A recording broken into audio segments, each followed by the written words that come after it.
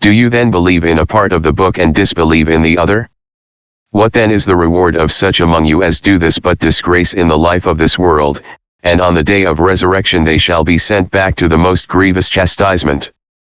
And Allah is not heedless of what you do. 86 These are they who buy the life of this world for the hereafter, so their chastisement shall not be lightened, nor shall they be helped.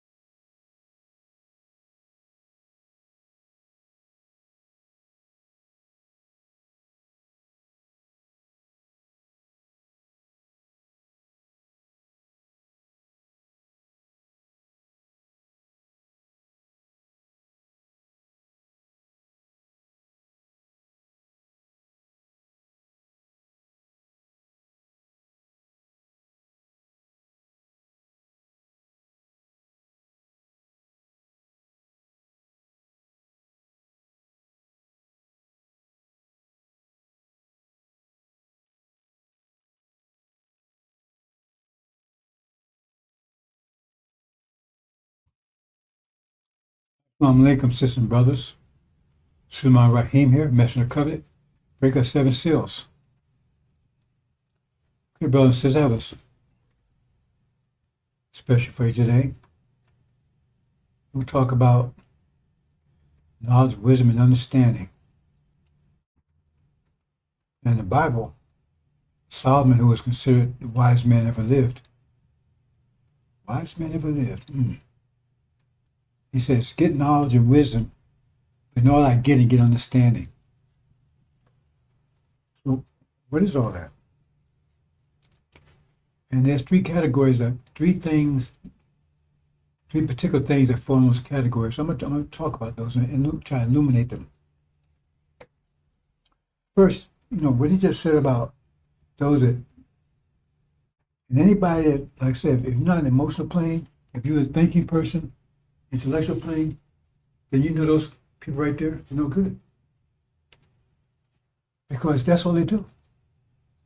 They go in the scriptures, they see, read one part and disregard the other part. They do it all the time. It's like, yeah, obvious. If you follow what they're doing, if you pay attention, and you go and follow what they're doing, they say, okay, we're going to read this scripture. We're going to read this, and they give you some interpretation. They say, why could the next verse contradict everything they said? Why don't we read the next verse? Why just pull this part out?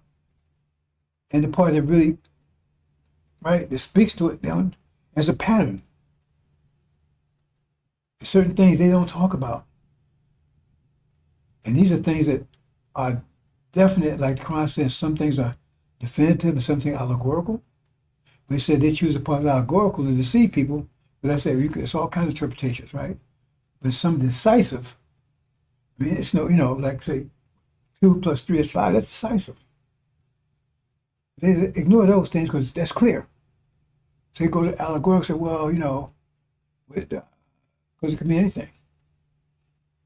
So it's clear. And that's why truth is, when the judgment comes, brothers and sisters, it won't be a difficult judgment. It'll be difficult for you. Because that's why it's simple questions. Why was you Farrakhan? And you got to give it an answer. Why was you with him? Okay. You're going to show me a Bible verse that supports it. Show me a Quranic verse that reports it. Show me some lesson that reports it. When you can't, you're in trouble. You're in trouble. Because you can't.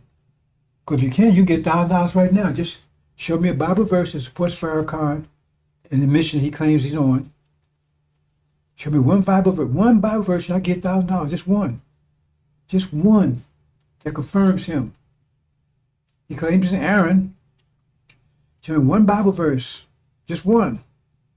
A Quranic verse. Or anything that lessons. Or that justify what I'm going to show you in a minute.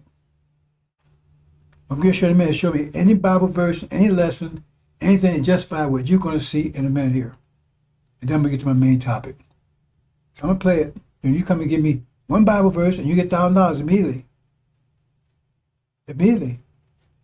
Cash money.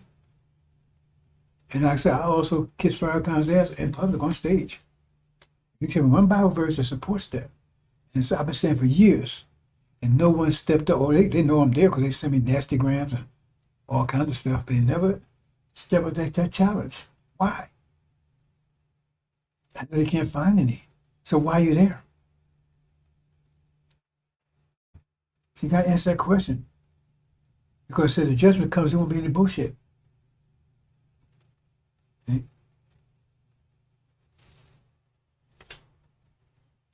These clowns right here, all liars, every one of them. Everyone's a liar. Because they do the same thing. This on the top right here, what about 6 to 8 months ago? Man, see, I weave in and out the scriptures. Well, you keep weaving out of them. We got something you're going to weave in out in a minute. We're going to weave in, you're going to be able to weave out. Pathetic in this one. It's total clown. Ishmael, total clown, fool. The boy is totally retarded. He's probably Elijah's son. Listen to him. Listen to what he's about to say here. See? And tell me if anything, what he just said, if you know anything about Elijah, supports the spirit of Elijah's mission. Oh boy.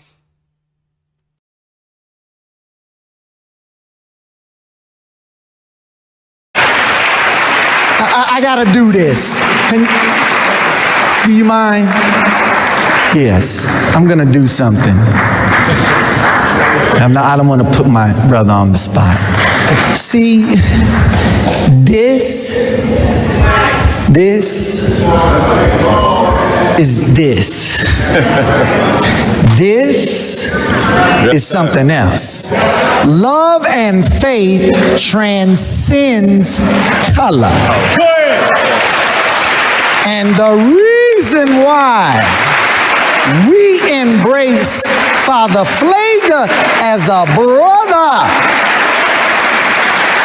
is because we find him on the battlefield of justice, being a true disciple of Jesus.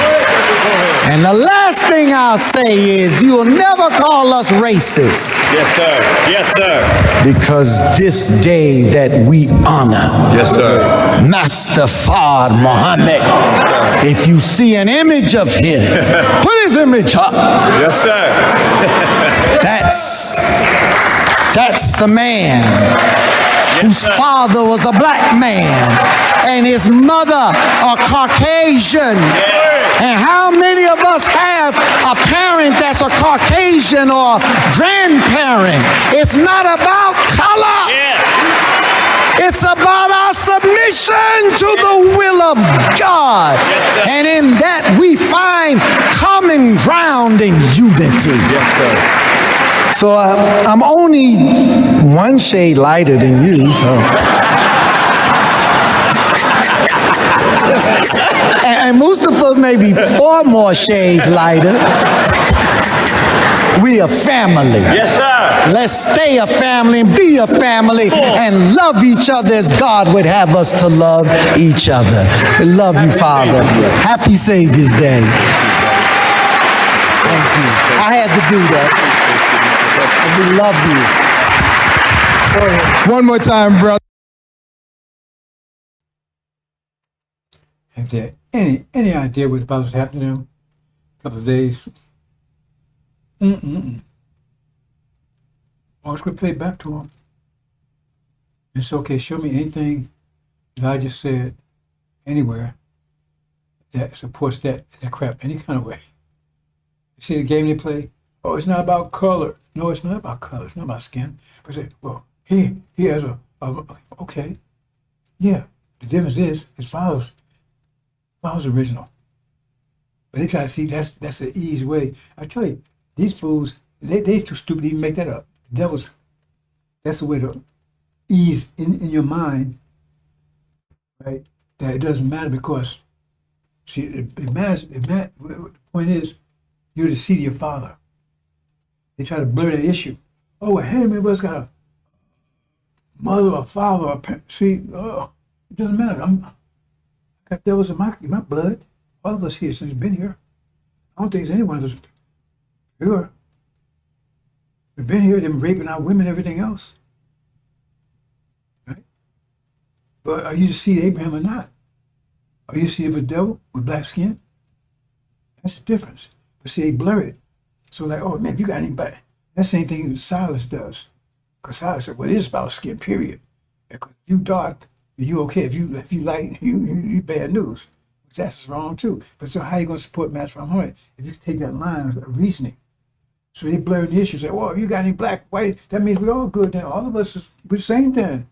If all of us got a white a devil relative.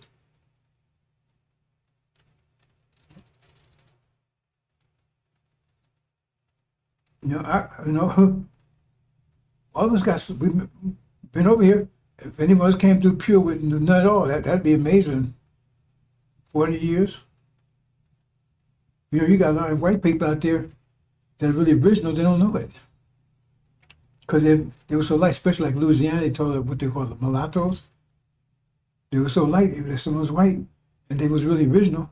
And they say, hey, I ain't gonna tell anybody I'm original. I ain't telling them, look at Mariah Carey. Her father's black. She could pass as white. You heard of Clark Gable? That was a big Brad Pitt guy in his 20s, I think. Gone with the Wind. Turns out he was black, and nobody knew it. Was it Carol Benning? That's not what she was hurt. I think she's going now. On Larry King Live did it before she died. She admitted everybody. And you could tell because the woman, the way she came across, and she had face features, she had lips. That's a tell right there. And she said, no, I'm really black. They never knew it. See? And so you got a lot of out there that don't even know because their father passed didn't tell them. And they original. And so they want to be around original people. They want to act, they don't know why. And then you got a lot of black folks out there that's really devils don't know it.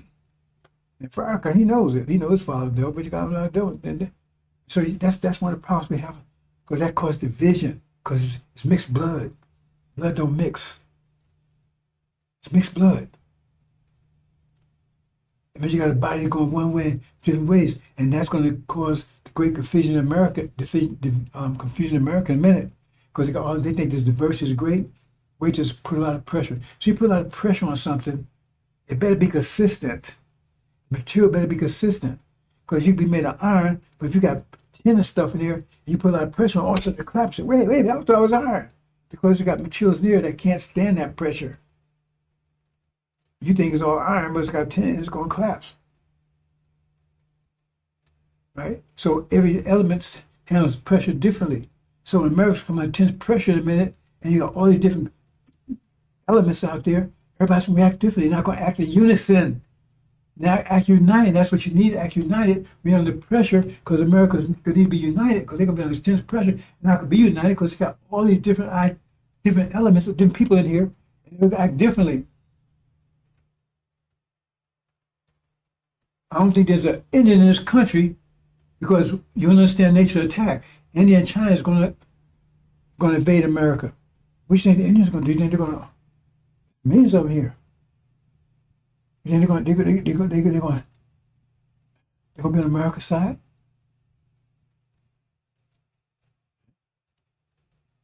Which happened in World War II, right? They locked all the Japanese up because they didn't know what they was going to do. See? I don't understand that. I'm going to move on, brothers and sisters. I don't want to get in that concept. But that's why I said one of the first things Solomon had to do is get that chaff out of there, get that demons out of there, before you could have a great army, a great army. Because if that's in there, it's going to be confusing. It's not going to be an army. It's going to be confusing because you got one want to do this, one and want to do that. You got two distinct ideas. The demons, they want integration. We saw that problem. They weren't united in the 60s.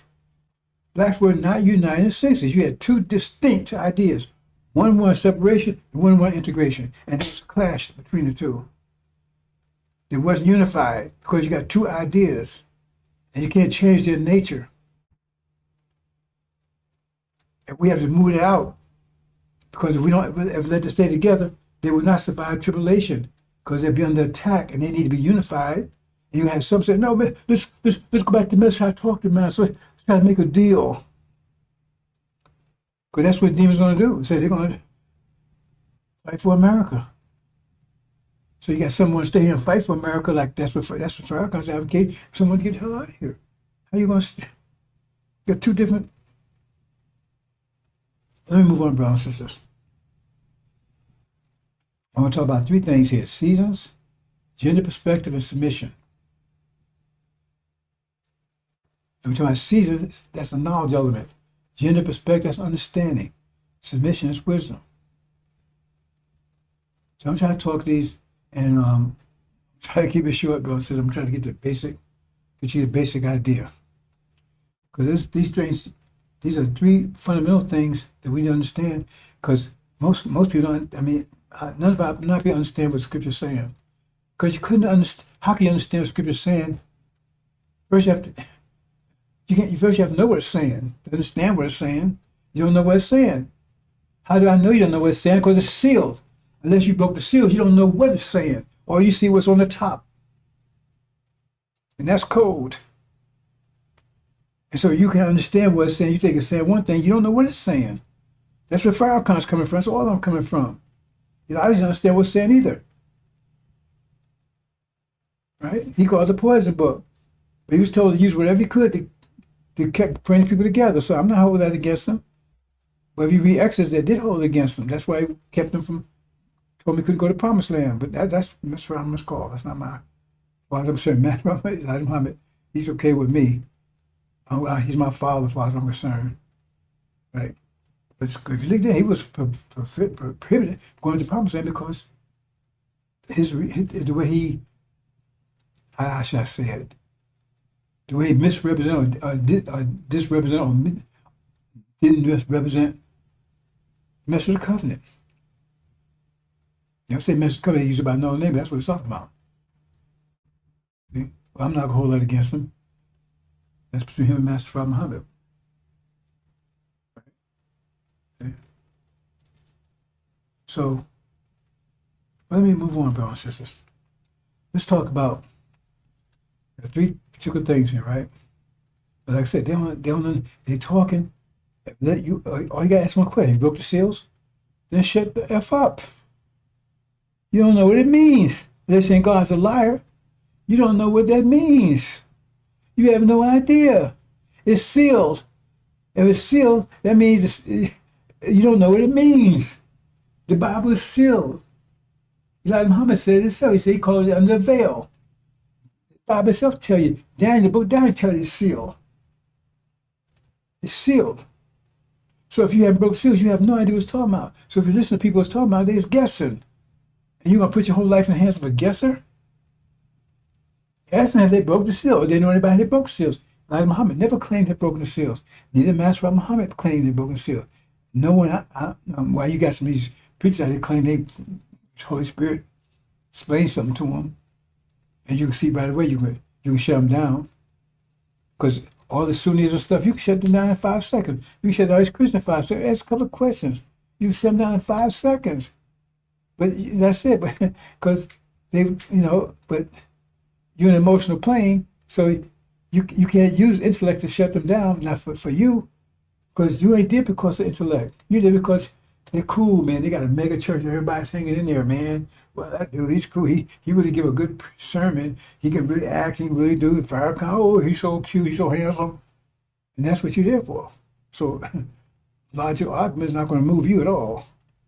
And that's your problem. Because fire will move you. And that's what fire says. Fire comes behind, right? Fire comes behind this, right? The point of message of prophet come tell you fire's on the way. Get the hell out of here. Oh man, you don't listen. Okay, well then let's move on, brothers and sisters. Okay, let's talk about seasons first. Oh well. I mentioned this again. We got 2 stages here. We got the mental war. The mental war, that's the one Suleiman's, right? It's a mental battle. But when you defeat them mentally, then they come at you physically. And that's why Elijah Muhammad was preparing the military. Remember, he was preparing the way for the message of the covenant. Military, because that's where you're going to have to deal with them at the end. You have to deal with them on the physical plane. But they're already broken mentally. It says they'll be confused, their wisdom be destroyed. Who does that? The Master of the Covenant does that. But now they're beasts. And so they don't come at you that way. See? That's why you need to see the great army, because they come at you that way. You understand? So they come at you that way, right? Logic and reason is not going to matter to them. If I don't have any all that kind of stuff, it won't matter because they're on beast level now. You can argue with a dog, no argue with a lion. You should be eating me, man. I'm a man, man. You should be, really? Be ready to do battle. So at this point, I tell you, you will be armed. You'll be armed with their guns, their missiles, all that kind of bullshit. You'll be armed. Master Muhammad, I told you, it says in Exodus, you'll be manna from heaven. You will go in tribulation. You will be fed amply, and you will be armed. Now, whatever arms the arms you have will be superior to whatever they have, but you will have arms. You don't have to worry about that. What you have to worry about is getting to tribulation, achieving Hajj, and doing the things that the Master Covenant explained to you. But when they come at you on that level, you will be armed. It says right there, every man armed for war.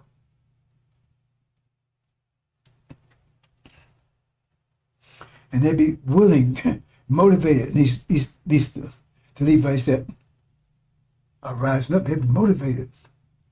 If they're not motivated, like I said, a tree don't bear any fruit. They ain't motivated, get rid of them. Because there's something wrong with either demons, trees, or whatever.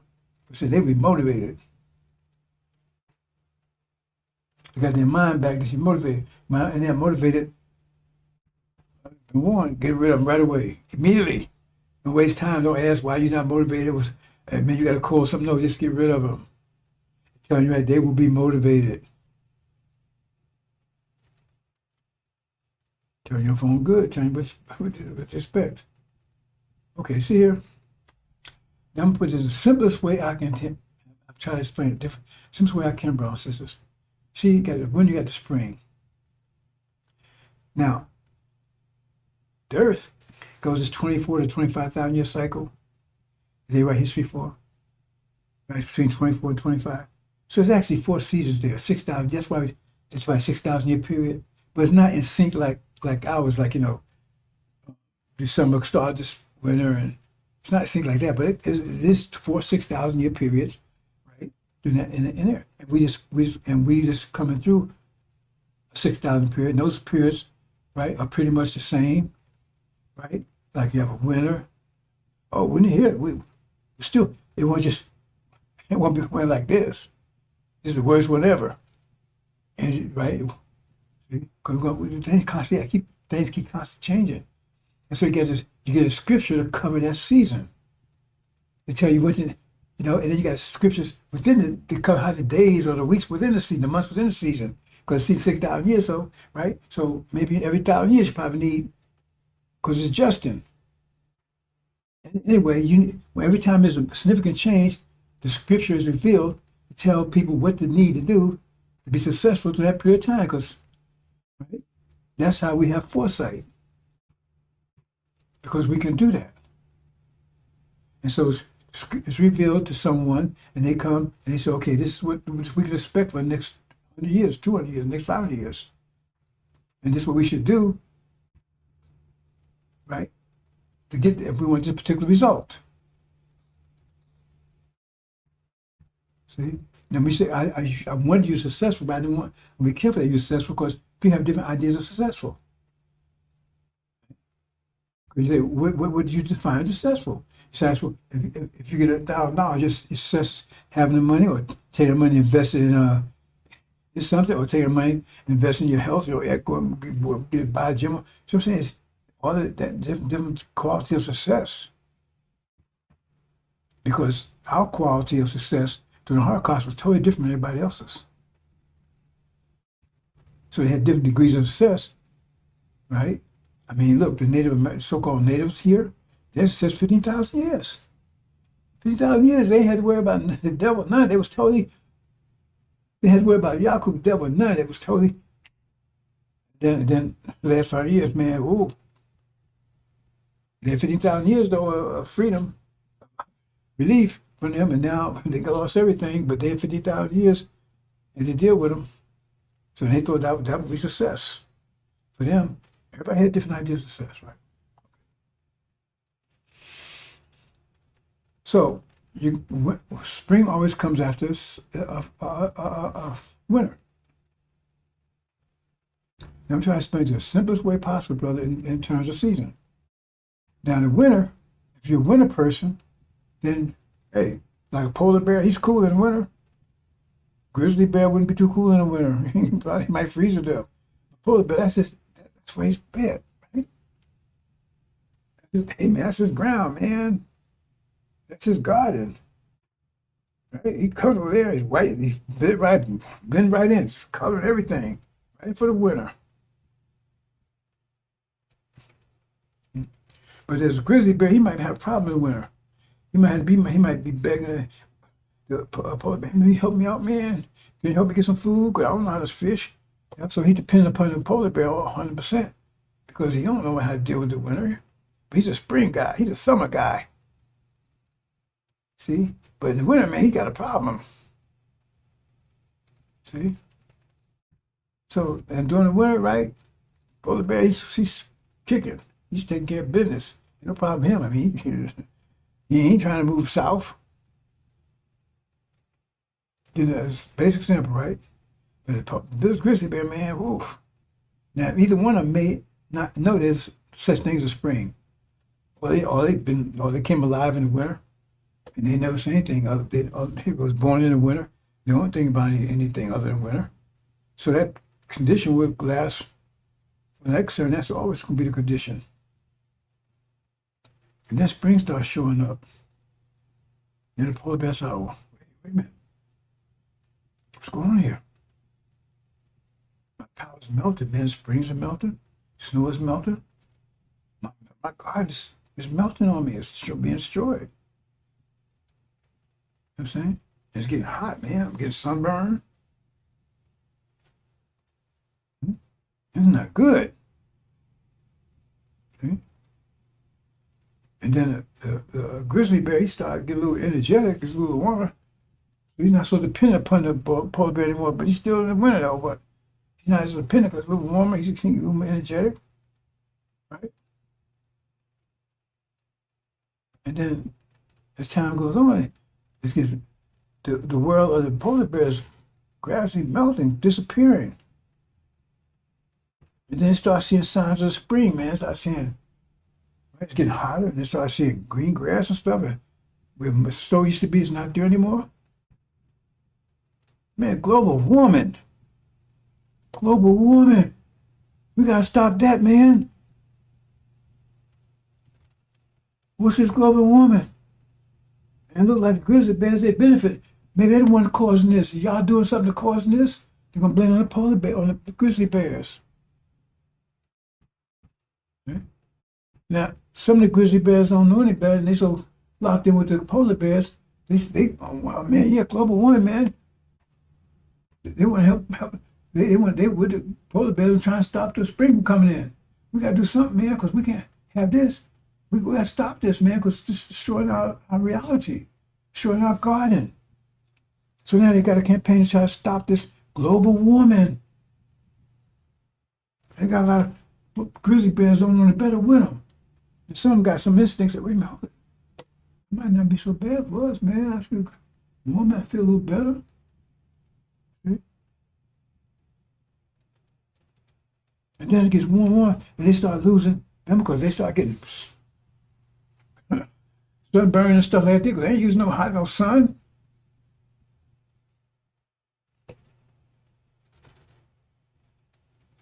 It's hurting them. And then when they get to the point where, hey man, they say they can't do anything, and they already said, man, these grizzly bears might have something to do with this because look, they benefiting from it. So maybe we get rid of them, maybe we'll stop it, kill them, wipe them out. Ain't this sound familiar to it, brothers and sisters? But they can't stop the spring. They just don't know it. They don't know what's going on. They never saw a spring before. They can't stop it. But spring destroys their power. And the thing is, that they blame it on the grizzly bears because, number one, maybe they're causing it. And secondly, if it continues going, they're going to be in charge. Because we don't have any power anymore. And if we ain't been treating them right, maybe they start treating us like we was treating them. The same is how familiar, brothers and sisters. I try to explain the sun's pop. That's exactly what's going on right now. Is that what's going on right now? Because the world's changing. This global warming is bad for them. Because global warming means ice caps are melting. That means that's two continents that's totally unfrozen. That's not going to be open earth in a minute. Those poles melt. On those poles right now, there's grass, there's flowers, there's all kinds of life under those. There used to be, the only reason right now because the Earth got, remember, there's deprivation, there's energy, cooled down, then you have polar caps. So those two continents on both sides came under ice, right? That means that ice, when ice free, that means there's less water available, and now you got deserts. You got ice, you polar cap, and you got deserts. And those deserts were barren because under those deserts there's tons of oil, which is decayed biological matter. Over millions of years, that means those places used to be paradises. It wasn't always barren. Then why you got so much oil under the sands in Arabia? Because that place was a paradise. That oil comes from life that's decayed, that when it dies, decays, and it turns into oil. Check it out. Take Google, take my word for it. I mean, the place was paradises. But then the earth cools down, so less water, then the ground turns to sand, there's no water. And the earth can't produce as much because less energy. So let's produce less food, and they got to start farming now. We got to force the earth to produce. So they got to have systems like capitalism, democracy, all that kind of bullshit, because that's the season we're in. But now it's turning back. That means now some parts going to melt. That means water rise going to, because these devils built blighted cities on the coastline. There used to be water there. But since the water levels dropped, the earth was exposed. A lot of islands were exposed because the water levels dropped. And so they built there. They didn't know. They didn't know. So now, the ice caps melt, right, the water level is going to rise again, so it's going to destroy all those island countries, Laos island countries, and it's going to destroy the coastal cities like New York and Oakland and all those places on the New York West, because the water level is going to rise to it, and they're going to destroy them.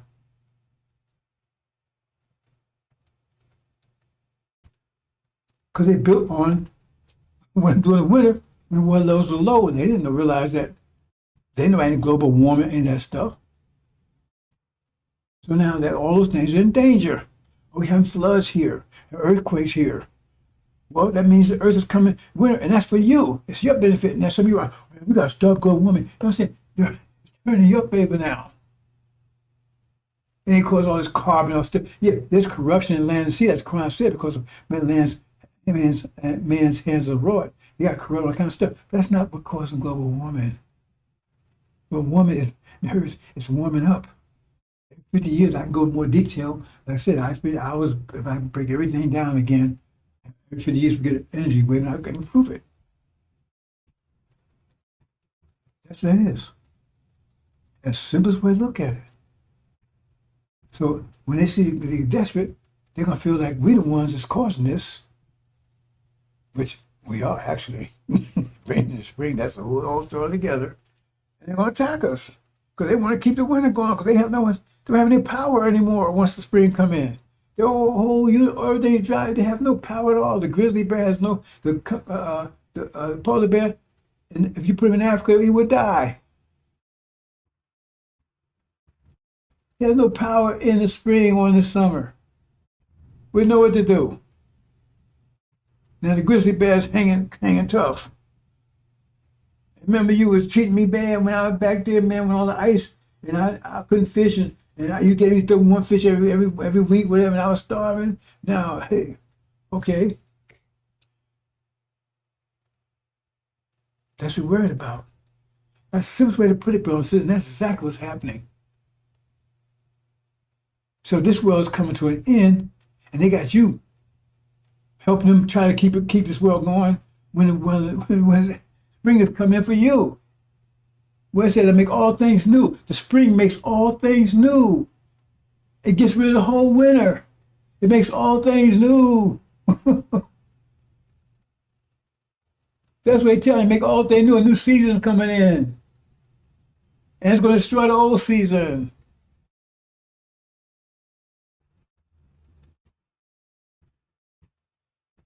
That's it, brothers and sisters. Winter, spring. It's happening right now. They can't stop this way. They're more desperate. So we got to get rid of the Africans. That's what Bill Gates was telling them. It's documented. You can Google it. It says, we got to get rid of people.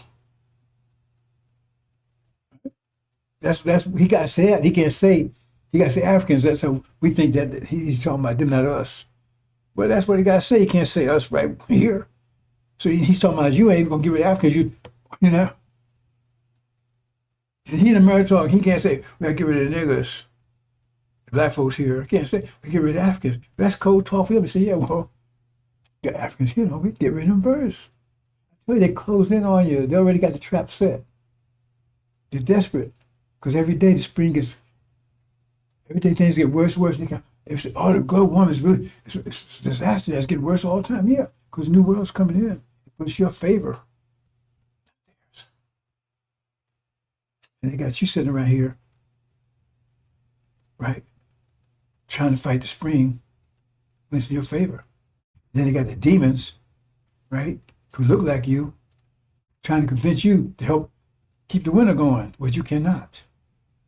All you can do is end up being destroyed when the winter does come in, because you held on to the winter when the spring was, all you do is step over into the spring. I'm going to get a deal on that one, bro. Says I don't know if I can make it any simpler than that, because that covers the whole thing. That's exactly what's happening. But I'm giving it a short version. That's exactly what's happening. Global warming. Means the ice polar caps coming. That means you got two continents right there. Those continents, I think, is bigger than America, and right, two continents. Now all that, right? And they're not pristine, they've been frozen. So all that melt. Now you got two big larger continents that's fertile and everything else. All that land mass, all the desert's gonna be opened up. So now all the desert's gonna be gone. All the polar caps going. Now you got the earth is warmer. But yeah, it's gonna get really hot. Yeah, but we have more vegetation, shade, and everything. And you don't have to farm anymore. That means you won't need capitalism. All that shit just goes away because it was good for this system. It won't be. Why you need to work for somebody when there's food everywhere? You don't have to work for it. That's why I said the garden. Fruits, vegetables, everything all over the place. You ain't got to work for it. Animals all over the place. You got to farm them, you got to control them, you got to do anything. You don't need refrigeration, all that kind of stuff. Because food stuff's all over the place. So you ain't got to store it up. You want time to eat. Go and gather some fruit or gather whatever you want to do. If you eat meat, but I don't think we'll be eating meat hereafter. But then nobody will stop from doing it. That's what you want to do. We have plenty of animals. We don't need refrigeration.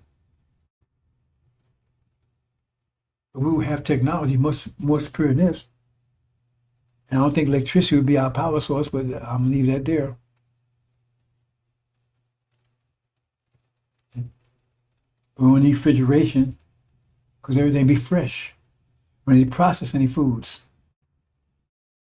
The food be so delicious, so ripe and everything, right? So delicious and everything, because apples be big as that. Because there'd be so fertile, so much energy in it. That's what paradise is. And then for you, if you know how to manage it to how you want it, that's where this bump is, but they don't want that coming in, see? But that's bad for them, because they're winning people. That's why all the ideas, Christianity, which is justification of this bullshit,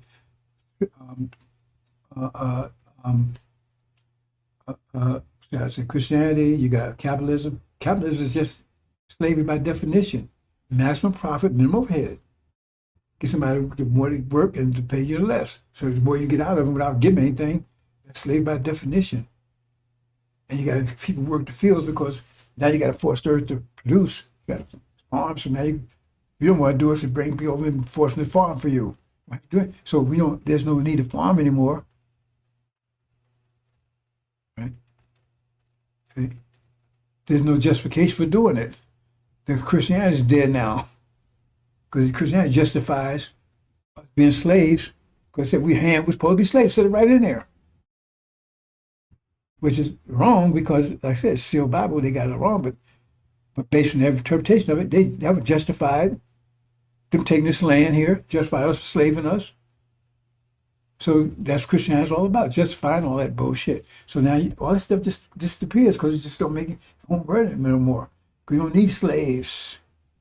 For their food everywhere. Nobody need to work 9 to 5 anymore. We need employees, food everywhere. Weather's great.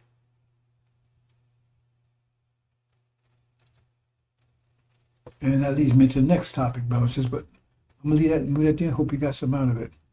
Move to the next one. You hear? Oh. And see, these are winter folks. They took our land and everything else. And they watch it. See? Because it's raining in the spring, Elijah. Right? Stop raining spring. Stop raining. Remember, Elijah is the first one to raise somebody. There's two people that raised. Elijah raised the dead, and Suleiman raised the dead. What you call Jesus or Joshua, Jesus and Joshua, same name. I don't know why they don't I know why they don't tell you that. Just look it up. The word is Joshua. When you translate, only time you get Jesus when you translate it into Greek. If you don't translate it into Greek, you don't get the name Jesus. They translated the Bible. Jesus did not speak Greek. They translated it into Greek. And that's why you get a lot of stuff like Jesus, because that's a Greek name for Joshua. Joshua is the Messiah. The way people say Josh the Messiah, but if you say it in Greek, it shows Jesus Christ. Jesus Christ in Hebrew or in Aramaic is Joshua the Messiah, who's the one to take you home. That's what happens in there. Anyway, I move on, but it's like Jehovah, that's the name they made up. Anyway, in the Greek, see, in other words, if you translate the Bible in Arabic, you don't come with nothing like Jehovah. You come with Allah. The only way they say God in Aramaic, and that's what the Bible's written in Aramaic. It was not written in Greek. Jesus did not speak any Greek. It was written in Aramaic and Arabic, which is sister language. Aramaic is similar to Arabic, just like this English, American is similar to British English. The basis is Arabic. So Aramaic is like a dialect of it. And if that's what the Bible's written. So if you say here, you have to say Allah. The Jehovah's Witness couldn't run around to I'm Allah witness. So they purposely translated into Greek. They use the Greek translation so they can say Jehovah, which actually they made that name for themselves. Ask them, they made that name themselves. They don't know what the name is. It's like Arabic. That's a double take on that one. Because you don't say the name they use, Jehovah's not even a Greek name itself. See, that's an Arabic. Boy, they really pull this one out. It's an Arabic name, but it's Yahweh, I believe it is. They don't know what that means. It's 4 letters. It's no alphabet in it. See, that's the way. And you do it in Arabic too. When you learn Arabic, they take the vowels out. So when you see train, you see TRN. But people know that since they know the language, they know, because Arabic, as far as I know, you have one word mean 2 different things. Like train could mean train, or mean you be training. Right? So when you see it, you don't see that. Once you learn Arabic, you don't see the vowels anymore. You just know. See? So in Aramaic and Hebrew, and in Arabic, right, the name for God, only the priests knew. And when they wrote it down, they wrote it without the vowels. Wrote it down without the vowels. So when they go and try to go back and look and try to read old manuscripts, try to because they're Arabic, the Hebrew they speak over there is not real Hebrew or some shit they made up, right? But they go back there, because remember, they're not true see Abraham. They go back there and look in the old transcripts and say, okay, you see WH, I forget how, it's 3 letters, I forget the 3 letters are, but they're not vowels. They saw it, okay, damn, how do you say that? Like you see TRN, right? What vowels you put in there? You get train, or you get trans, or you get a lot of words if you throw vowels in there. But you know how you know which vowels to put in there, how you to pronounce it, because you already know. So he's looked at it and said, wow, So he guessed. And they came up with Jehovah. They do some vowel and control. They don't know. Like, say the word is shot. SHOT. Well, you see it's SHT. You have a good one down, right? Or you see it's HT. I don't know it.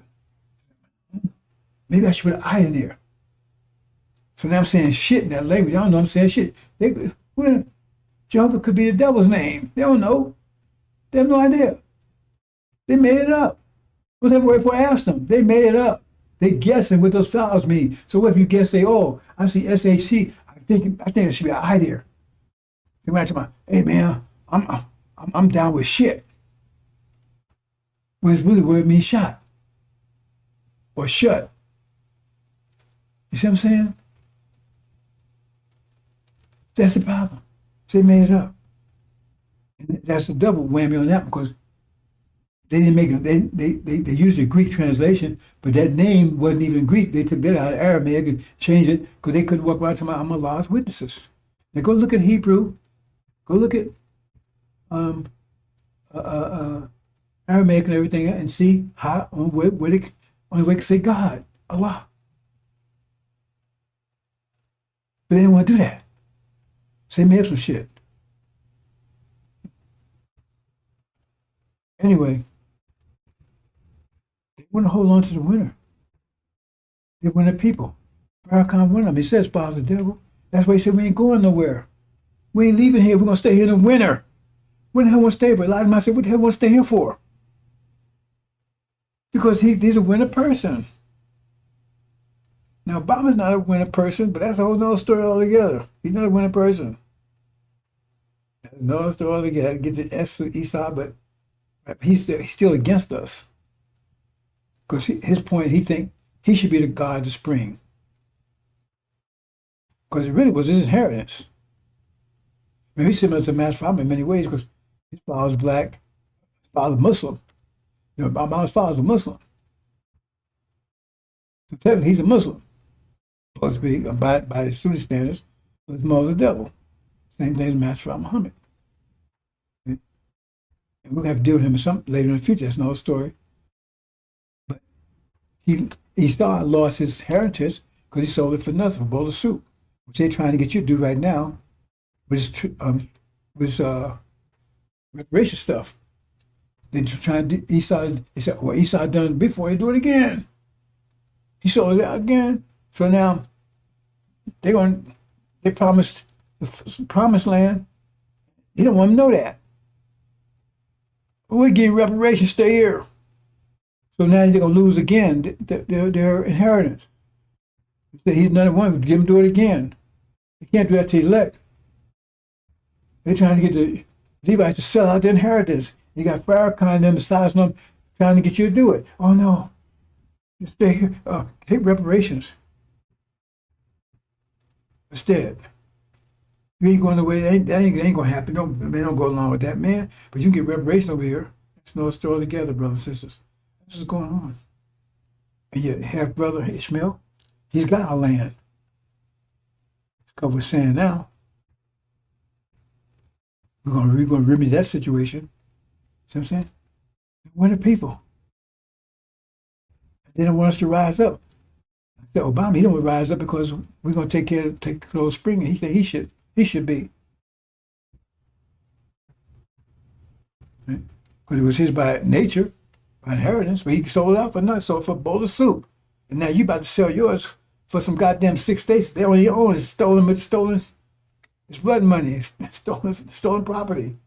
And they trying to sell you on it. They really pushing it. A lot of you willing to go for it. Okay, that's just winter, spring. So let's move on, brothers and sisters. Now it's another topic here. Gender.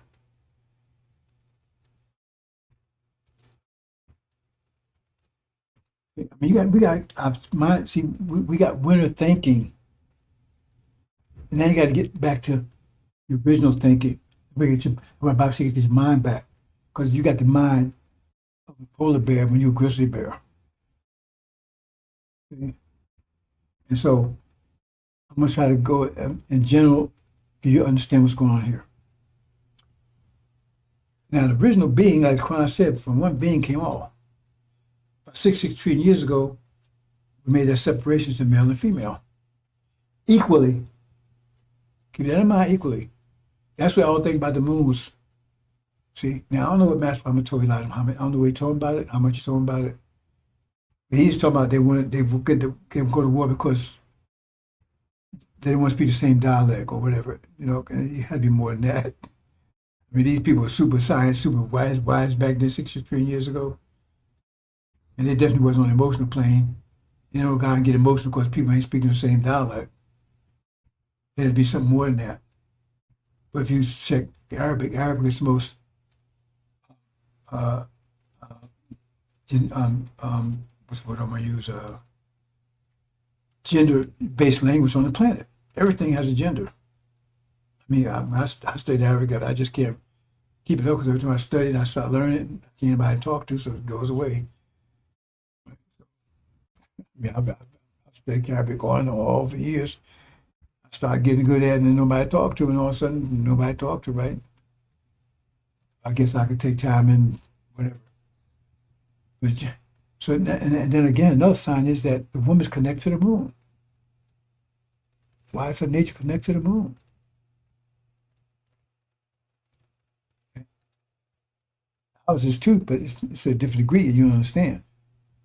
Anyway, let's move on past that. So the Quran tells you, in the Bible, to some extent, right, that everything was created in pairs. There's two sides to everything. That's what it's telling you. It's two sides to everything. Two sides to everything. Not one and a half. One over here and a half over here. Two sides, two equal sides to everything. Every act has an opposite equal reaction. That tells you that the science of it tells you everything, the opposite is equal. Equal. That means the female equal to us. They put it the other way. We equal to them because they see us like they measuring against us. That we the standard we have to measure against. No, we're equal. They're not equal to us. We're just equal. Be careful how I say it. Because if I say equal to us, like, okay, we're superior and negative. No. We're equal. Just different. 5 plus 3 is equal to 2 plus 6. They're both ages, equal or different. Right? You understand differences. Right? Okay. So you see them fighting each other, right? I had the issue myself. I got better at it, right? Just stupid as the rest of us because we came out of the winters and had winter thinking.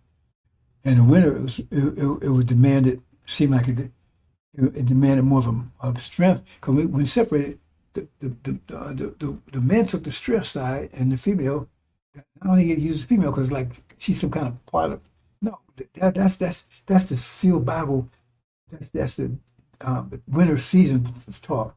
Because you say female, like she's subordinate to the male, because they say female. Laddie.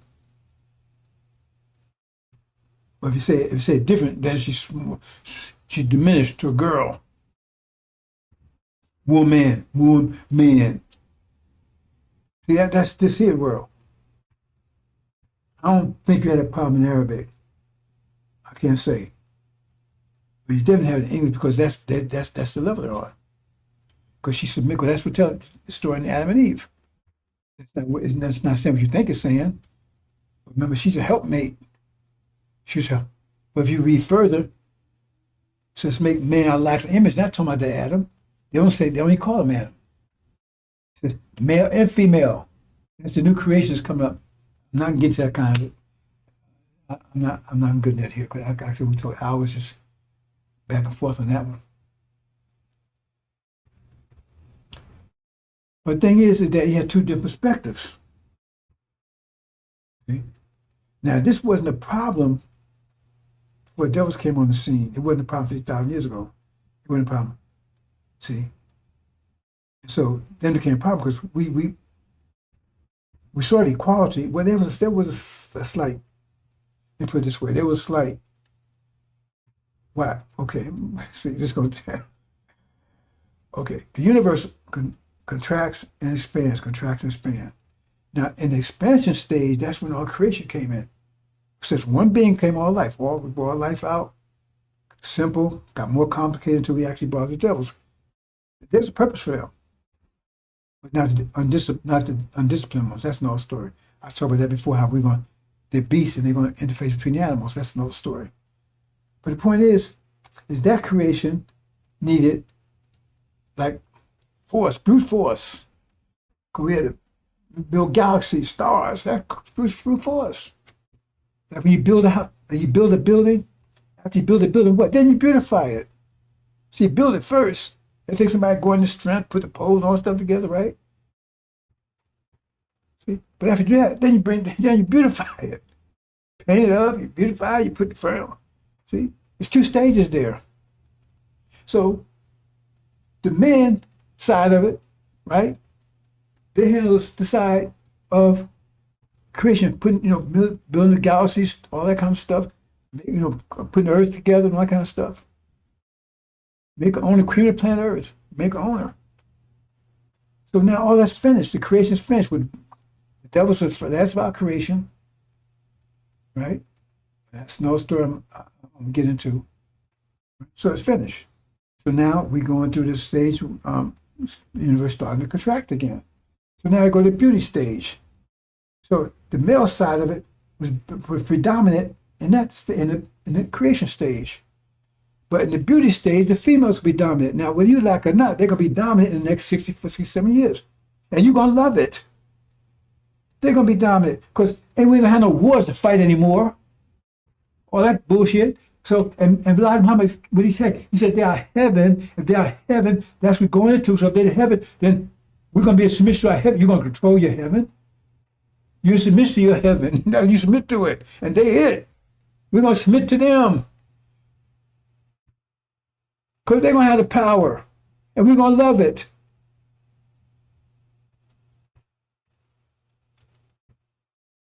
They will have the power. We're going to love it. Because they're going to make everything and beautify everything. And now it's their time. We put it together, now they're going to beautify it. Now it's their time. Now you can fight against that if you want to. They're going to crush you. See, it's the quality is different. It's like, you got their muscle, but they got cunning. They're more cunning than us. That's why we sit around and we know, but we got a marriage finger on our hand. We got a couple of, they don't know how to happen. They made it happen. They made it happen. They got you all wrapped up. You don't understand how that happened. You get mad when beat and knock them out. They're more cunning because they have to be. It's like even in the animal world, the females are more cunning than the males. The lion, he said he got a strip, but hell, the female go out and do the hunting. More cunning. And you don't see it coming. Like, what's that song? Thin line between love and hate. That guy said all busted up there. Didn't know what was happening. He thought everything was cool when they ended up in the hospital. More cunning. And that's their strength. Plus, on our side of it, right? I've had this problem myself. Right? You know what your strength is, male? Your seed. You see, that's part of you. That's your strength. They can destroy your strength. That's my demon ex-wife did. She turned my children against me. Destroyed my strength.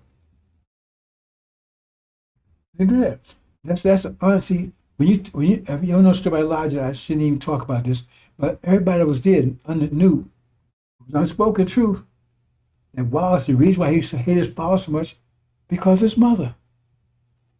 Because his mother was upset about him having all these different women. Man, he was real close to his mother. And so she turned him.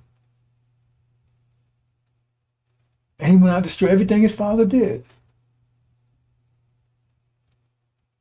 See? So you F around with them and you pay the price. I'm not saying that they'll do it because, that demon I had, she was just no damn good. I didn't realize she was demon, and I didn't understand that. When I didn't understand demons, so I got into the angel. And I thought, I realized I was dealing with. Because she would claim she was Muslim, she wasn't Muslim, she hated it. So she's going to convert me to Christianity. That was the idea. Had my sister said one time, right? I was taking my sister someplace, and we had a conversation, right? He says, the way you do it, man, I said, you find a man, then you make him like you want him to make him. I said, wait a minute. Nobody want to be made over. If you don't like what you got, don't go and buy a car and they're going to transform it. Buy a car that you like. I said, if women think like that, that's the problem. If you don't like the man how he is, then you're going to try and make him into what you want him to be. Nobody want to do that. Then you got a problem. And you dishonest, and plus we're going to be nothing but friction because there was nothing but friction between me and that demon woman. Oh, it was never friction the whole damn time. After we got married, boy, then the real thing came out. It was nothing but headaches, grief. Woman gave me an ulcer. The woman was nothing but she taught me one thing. I learned to make just my slots. I had to make a whole lot of slots to survive her. Ooh. And it turned out she was totally against everything I was against. But she figured being mean and upset and not, the whole idea was, in other words, you be upset and everything else because you want something. Oh, it's the only way a person can please you, they got to go along with you. If you play a game, I don't play a game. See? So if you're upset, so you can't make them happy. Only way, so another idea is if you want to make me happy, you got to be like I want you to be. Fuck you. That didn't work with me. Okay? And she kept on going on. And once I found making enough slot to survive her, she thought she couldn't move me at all. It wasn't gonna, nothing gonna work. She ended up giving herself a nervous breakdown. Then she took off, and I was so happy because I kept my word. I didn't walk away. She did. That was the happiest day of my life, boy. Bye. Don't ever come back. She tried to come back. No, no way. And get back in that again. You understand? So that's a problem. So we're going to tell women what to do. That's stupid. Because then we try to make them like us. Then we get mad because they act like, no, we don't went to, and then they try to tell us what, they got the same problem too. They want to tell us women need more. They got to get out of that too. Try to get us to be more like them. But then get another woman then. That's what you want. I mean, it's stupid. Both of us got the same damn problem because they didn't have a problem before. Came with these devils. See? So that's what gets you understanding. Because you're not going to see where she sees things. You're not going to see the way she sees things. And I say this is part of understanding. The other was knowledge. This is about understanding. But you're not going to see the way things she sees it. You're on one side of the building and she's on the other side of the building, right? And you say, well, the building's green. She said, no, it's red. She's on the side of the building. Wait a minute, the grass is green. Why would it be on the other side? You ain't going to agree with that? And you can't go around, you don't have the ability to go around the other side to see. You got to take a word for it, man. It's green. Why would it be on the red on the other side? So you ain't going to agree with it. Well, it don't make no damn sense. Well, shit, it was red. So now you disagree with each other. Instead of saying, well, okay, well, understanding. You have to understand there's a cook in there. So, okay, if you understand, unless she's just outright liar, now you understand that house is green and red. See, because you took her word for it. Because her idea about things is going to be totally different from yours. I've experienced that. You know? My wife now, boy, she weighed about 5 pounds, right? And she worked, straight, like I said, and she's easy going. But you can get her going every now and then. One time, she was telling me something. I don't want to hear it because she says I didn't make no sense to me. Things had to make sense to me. It had to make sense to me. See, and she ain't like that. And so she told me, look, you're a chef, listen to me. Listen to what I say. I said, okay. I shut up. That's what she had to say, because right? But she got to put her foot down. Hey, you're a chef, listen to what I say. Listen, I still didn't agree. I went along. It's like, we go walking, right? On weekends, we go walk for a couple of hours, right? And it's always some bullshit. So one time we ran into a situation. One time we ran. Bottom line was we had to cross over Lexus Bridge, and this devil was on the bridge. And he had a dog there, and he looked like he was homeless or whatever. And I got me a little dog, right? Little dog, come here, pop the dog. You get money. So we getting ready to get a war now, right? Asked me, right? But she got a whole different take on it. I'm going to war. And she's saying, let's just pass, let this thing pass. See, it's two different ideas there. I'm getting mad, amen, So she pulled me along, so we went along. And on the way back, we ran across again. He done pull his pants down, tell me, see, I'm sick and all that. I mean, he draws everything down, right? And he had something in his hand. I was getting ready to go to war. I told my wife, just keep walking, just go on. Deal with this, right? She said, no. So it's two perspectives. Because her passive, not the women that passive, because some of the women are most best warriors there are. And I can show you a history of people that was you heard of, what's the name? Not Mary. Anyway, some women, they got some powerful, women are warriors too.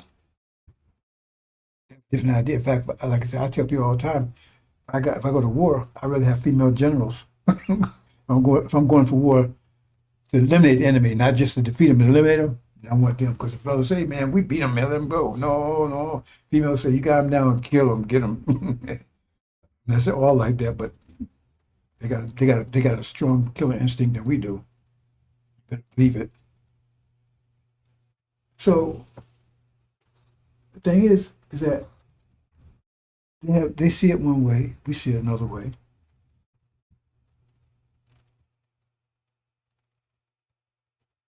Right? So the thing is that, because like in that situation I was talking about, you have to have understanding. Because my reaction is this way, her reaction another way. So what I do when it happens, that makes me think my way again.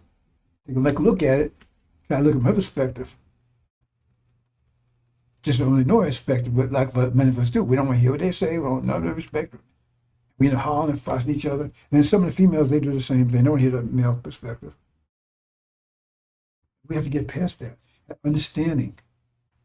First of all, we got to stop lying and carrying on, get that out the way, because that causes a problem. And then a lot of females have a perspective, not trying to. I told my sons when they was a kid, I said, don't respect the sister. Act like you want a homeboy, they'll get you another homeboy. You got to try and talk to them. They females. Females. That's the way they do things. They see it that way. You want them to be like you, then you need to get your guy in. And females, they act the same, Some females do the same thing too. A lot of them, we both have the same problem. But they ain't beating on us. There's poisoners. We looking. You think, oh, okay. Be surprised. You've been checking what you've been eating lately. Have you messed with these females? See? They see you coming, but you don't see them coming. And most of them are smarter than us. Right? Because why I say smarter than us? Because they have to be. Because they have to use their head on us. We just use muscle on them. And then you beat them up, and then you go to sleep. And now how dumb is that? And you eat a meal they fix. How dumb is that? You just beat them all up. You think they're stupid? So we got to get out of that. We got to come to understanding. It's two sides. Their side is as valid as your side. It's two sides of creation. And so the dominant side, the male side, that's pretty much past. We built everything. And now it's time to enjoy it. But where do we get our joy? Where do we get our joy from? What's the primary we get from them? So now it's time to enjoy. So it's going to come through them. They're going to make things beautiful for us. They're going to make us comfortable. They're going to make us happy.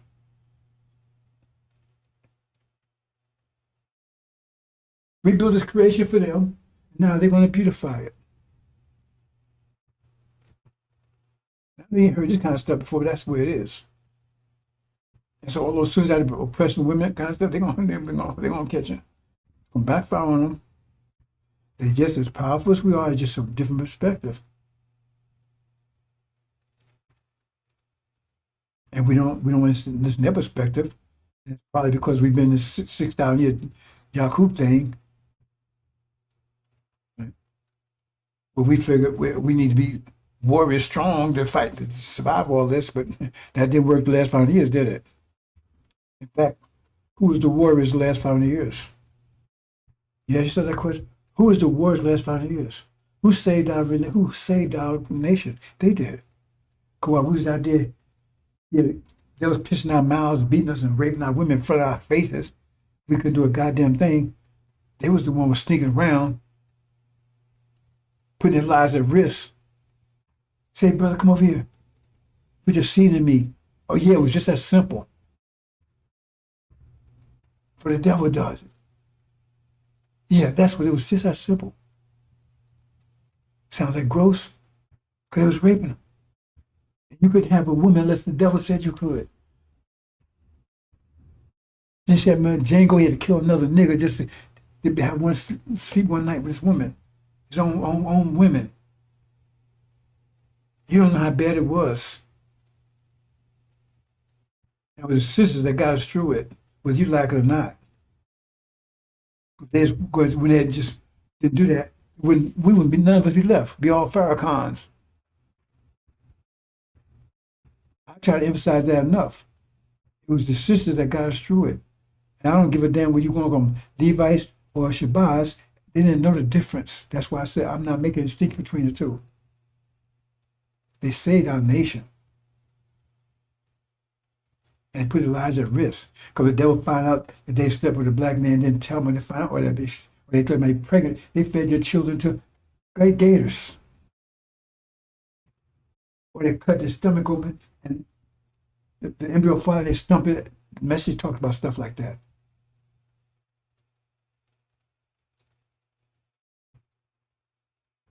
It was them that saved us. So if we have a nation, they the ones did it.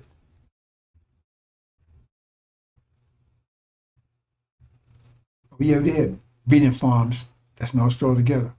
But other than that, you couldn't have a woman. Did you be out there picking cotton? And they have her out there sometime out there naked. And then the guy jump off his horse and do her right there.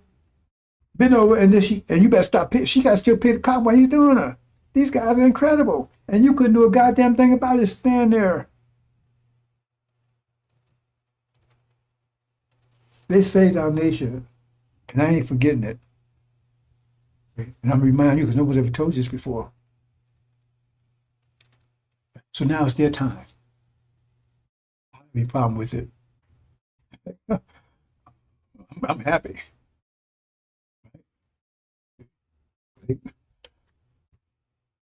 Like that lion, I saw a lion video. The male lion was laying down on his back. 5, 6 female lions was biting at him. He was trying to get up, get away. Right? Original women, oh man, they're heaven. They're gonna have control. I mean, that's what you want, right? Why do you go to work every day? To please them. To make them, you see what I'm saying? That's what keeps you once you be alive. So now they got control. What the hell you got a problem with that for? Well, if you got a problem, you won't make it.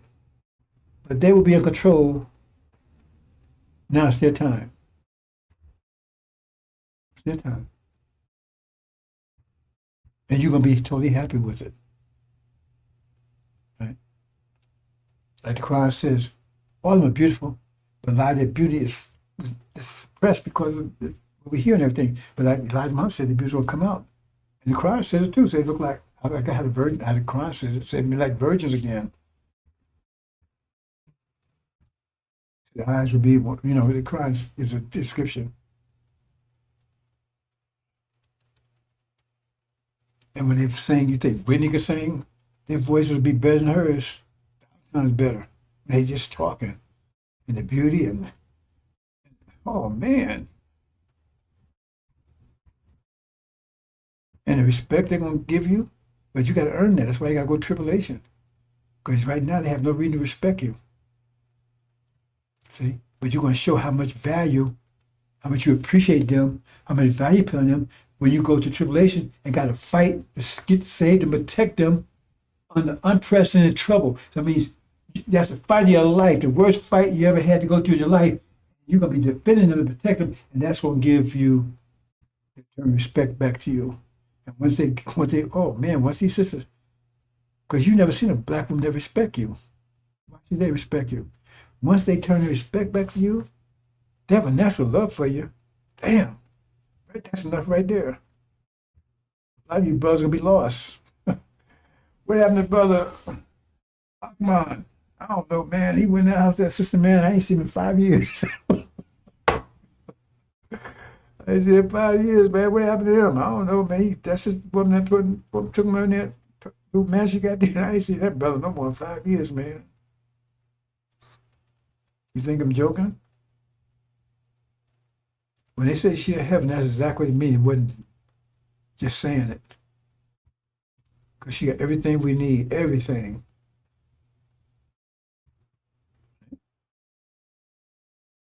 They get to singing, they get to talking. Everything. And she can have servants. All these devils right now that we were serving them, now that we're serving her. She's the God. Now's her time. It's about time. Let's move on, brothers and sisters. I don't know if I said enough there. But that's where we are. So you start getting used to it now. But don't, it's up to you. But sisters, you got to remember, sisters, you ain't off the hook here. You got to step up and be the goddess.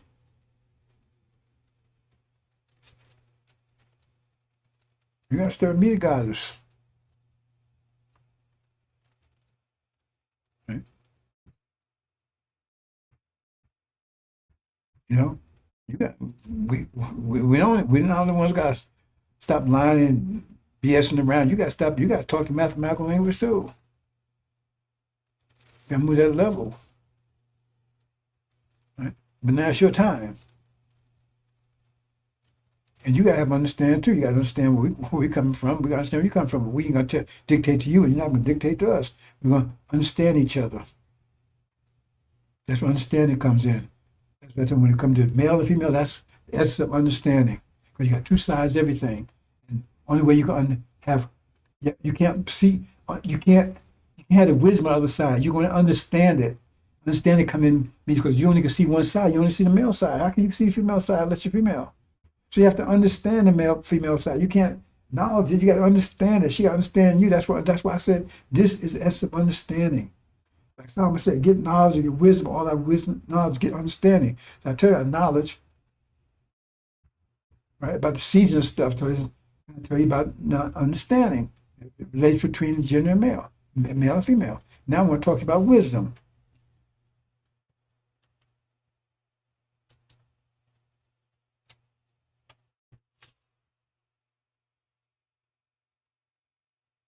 And what's wisdom?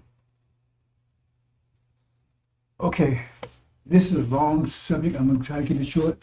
Maybe one day next week or later on this week, I'll go into much detail. I can go to other with much detail also. These observations is 12,000 year period, 6,000 years in, 6,000 years back out. It's like a U. We got the worst part of it, about 1860. That's the worst part of it. Now we're going back out of it. It took 6,000 years to get to that point. It takes 6,000 years to come totally out. Right? So how do we deal with that? We want to deal with no 6,000 years of this? No. Don't do that. That's when you have a derivative God. God that's at both,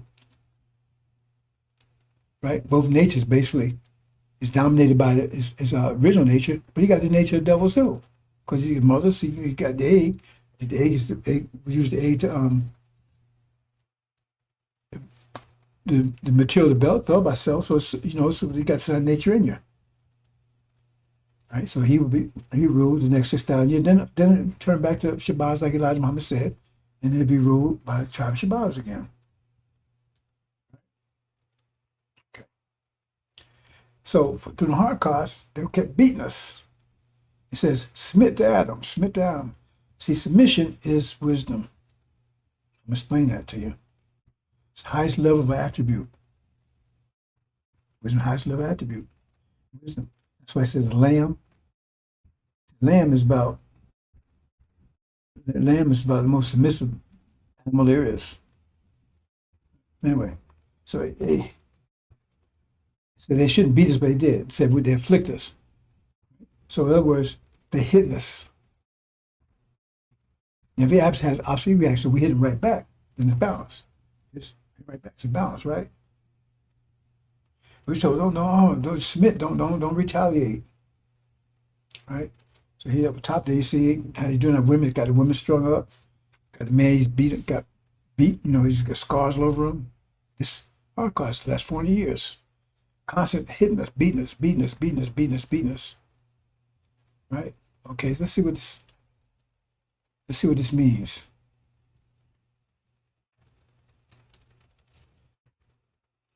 And I'm gonna try to explain this best I can. It's kind of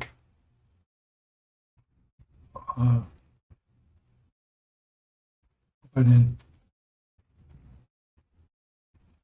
Oops, hold on. My God, I'm gonna stop this for a minute. Explain that. Okay, got to hit myself here. Hold on.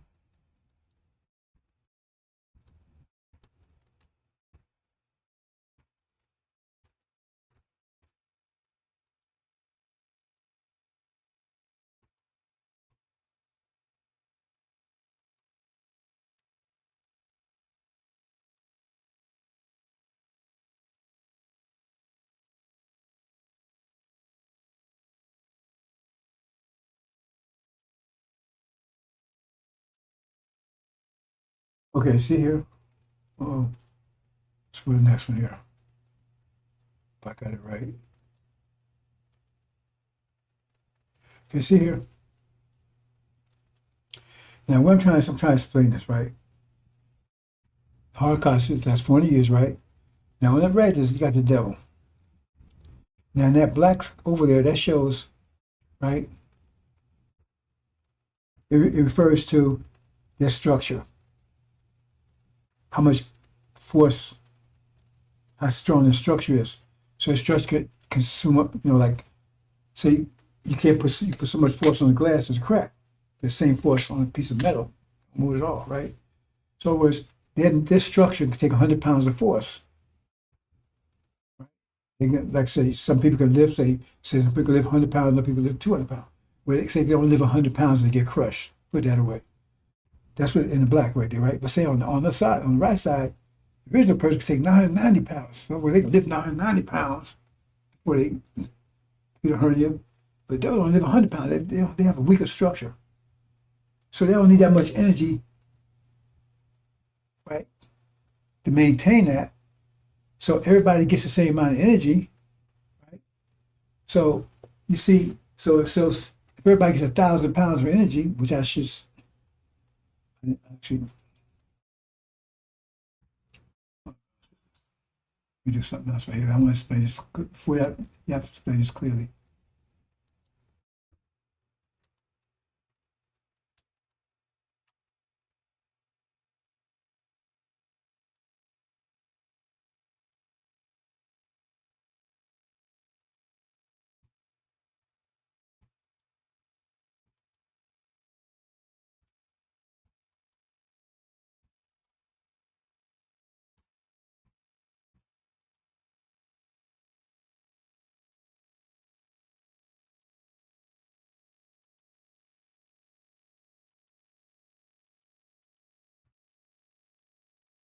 Try to get the math of this. Oh boy, still. Oh, yes, wait a moment.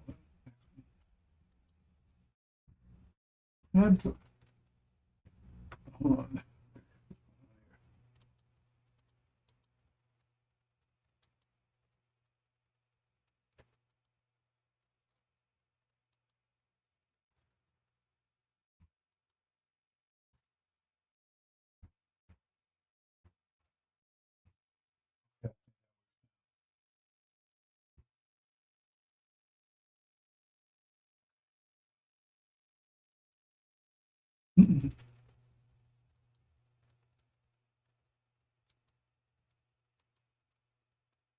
What the fuck?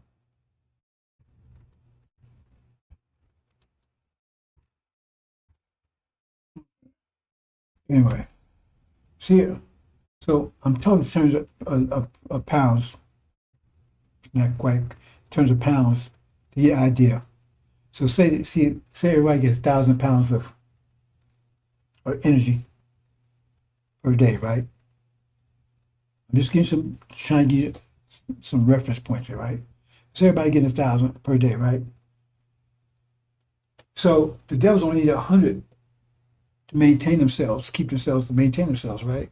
Because they got a simpler structure. So that means they got 900 pounds for other stuff. 900 pounds of energy for other stuff, right? Let's say the original person, they need 990, so only got 10 pounds for others. So they ain't got too much energy for anything else. They don't have energy to maintain civilization, maintain a relationship. Because remember that other energy, what you need for external stuff, deal with people, maintain a nation. That's why we told Smith to Adam, because Adam he had enough energy to maintain a civilization, enough energy to enough energy to control, rule. We didn't have any. Because energy deprivation, this thing, we didn't have, you understand what I'm saying? That's the point. What I'm trying to make here. Well, if we get the same amount of energy, but we need more to maintain ourselves. We like a Lamborghini. We need much more energy to maintain ourselves, like Volkswagen Beetle. Okay? Okay. You understand that, right? So I'm showing that at the bottom down there, right? Structure, 100 pounds. Don't weaker structure, only need 100 pounds to maintain it, but we need 990. Right? Okay. Now, they're using 10 pounds of their energy to attack us with, hitting us with every day. That's oppression, because it takes energy to oppress us. So they're using 10 pounds, say, remember this is exactly, I'm just giving you an idea. Show you the point I'm trying to make. So it takes energy to oppress us. It takes energy for everything. Energy to blink your eye, energy to talk. Nothing happens without energy. Ain't no spiritual Jesus, whatever. Anything happens without energy, that's mathematics. So they say 10 pounds of force. They apply 10 pounds of force to keep us under control. That's how much it takes to keep us under control. 10 pounds a day, right? So we was told, remember, they constantly react, they constantly applying this. We was told submit to that. Submit to it. Don't retaliate. Right? See? Because right, we can only retaliate anyway with 10 pounds. See, because we now in 90 to take care of ourselves. We only get 1,000, so we only got 10 pounds left. So all that's all we could retaliate with anyway. We want to retaliate with them because we need 990, right, to maintain ourselves. Yeah, I hope you understand that. Okay? So keep that in mind. So let me see if I can get this working now. Okay, here we go. So now they're gonna hit his with 10 pounds a day. But if we don't retaliate, right, that means that we're storing up because every action is an opposite reaction. So we're not gonna react. We're just gonna store it up. We're gonna dam it up. We're not gonna react. So every time they hit us, right, it's building up. So just watch this.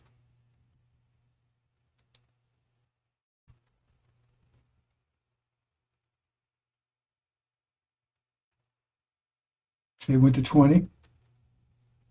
Time of grace. Yes, again.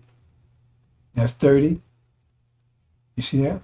It's building up. Cause we taking it up. We absorbing it. We damming it up. 40. Instead of retaliate, if we retaliate, it's balanced. But no, we keep storing it up. Towards the submit. Just keep it. Just take it.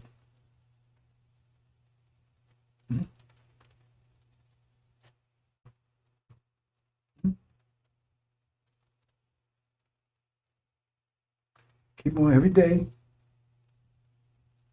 Right. Well, it's over 400-year period, but I'm just trying to give you a short version to show you what's happening here. Let's keep on going. So it keeps on every day, keep hitting us. We don't retaliate, we submit. But that energy going somewhere, if it's stored up. Right?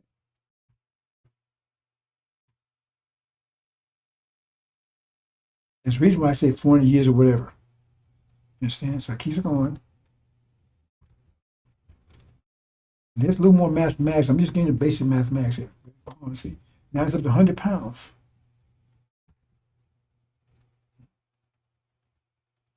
Now, if we retaliate 100 pounds, that's equal to their structure. But now we got a war going. But we know, keep submitting, keep submitting.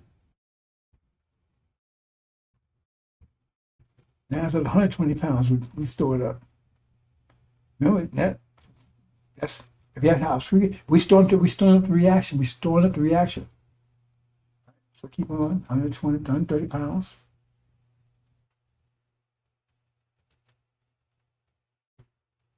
What happened? Oh. Things stop. Hold on, bosses.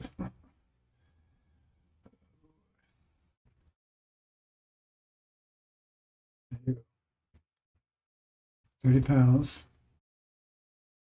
It's too complicated what I did here. It take a while to put this. Took me several hours to put this together, brothers and sisters. Easy. So the 140 pounds, we store it up.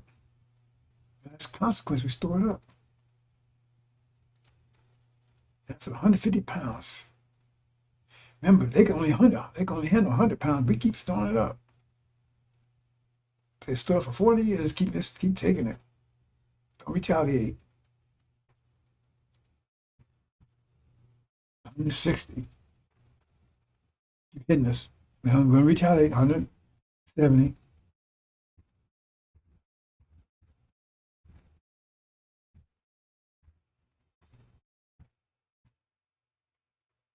$180.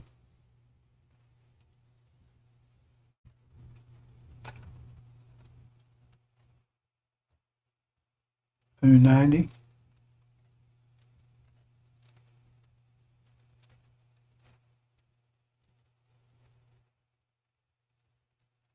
That's a 200 now. So what happens then? All right, no time. Now it's time to retaliate. 40 years over. Now retaliate. Retaliate with 200 pounds of force. They can only handle 100. Twice as much. We do double than what they did to us. Get it? They can't handle but 100. But we still up 200. That's the wisdom. That's how lower pressure overcomes higher pressure. By submitting, they let your pressure build, but dam it up until it builds a great, then you release it. Get it? That's how we stop them in their tracks after 6,000 years. Otherwise, they ruled another 6,000 years. If we kept retaliating, then we'd still be at war, all this shit for another 6,000 years. So use our wisdom. Resonance, I told you, resonance, use our wisdom. So, okay, submit.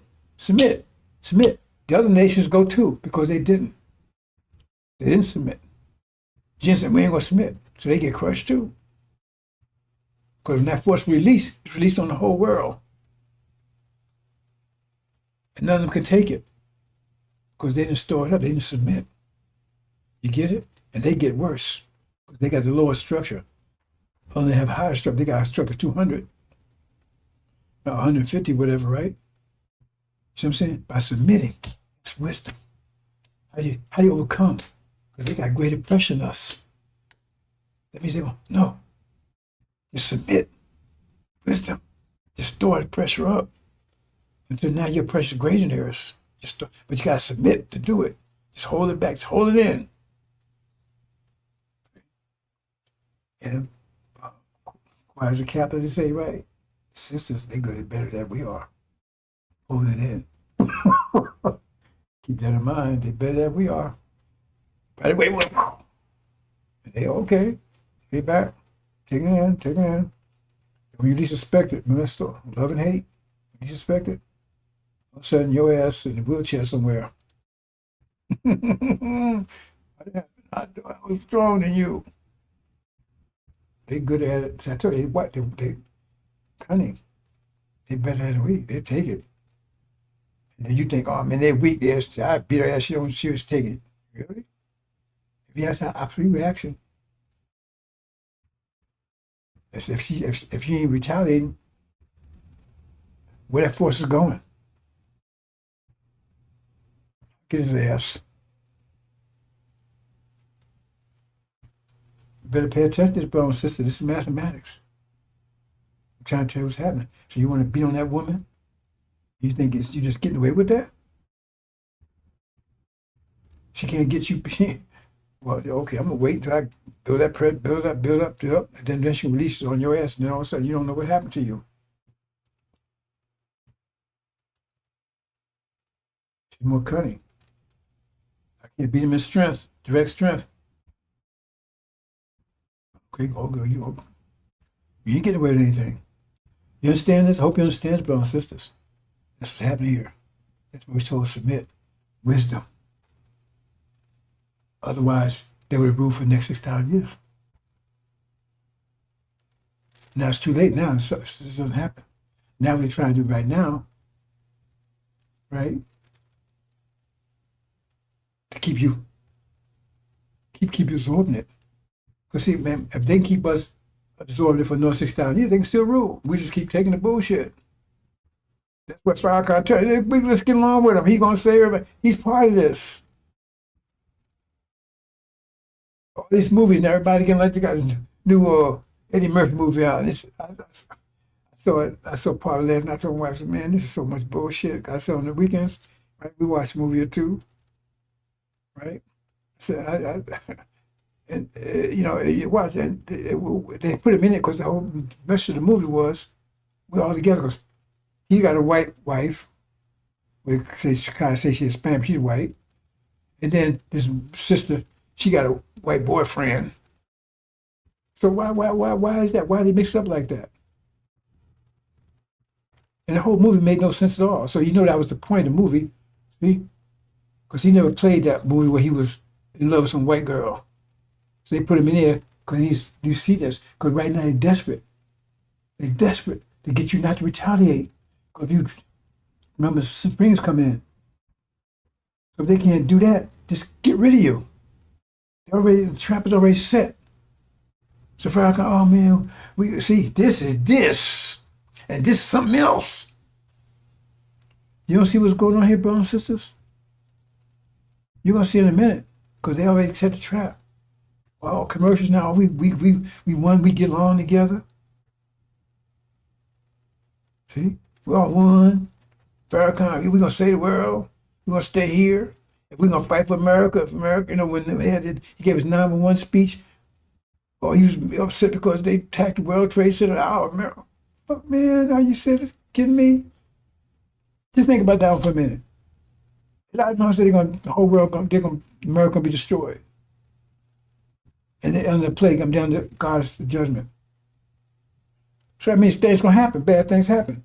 But he get mad because something bad happened. Oh, man. And he's on the side of America. But he already said America's being destroyed. That's one of the bad things happened to it. So if he's upset about that, we think he's upset about when the economy collapsed and everything else. But he ain't saying a goddamn thing about what's going on in Gaza, is he? Nothing. Why? Because they own him.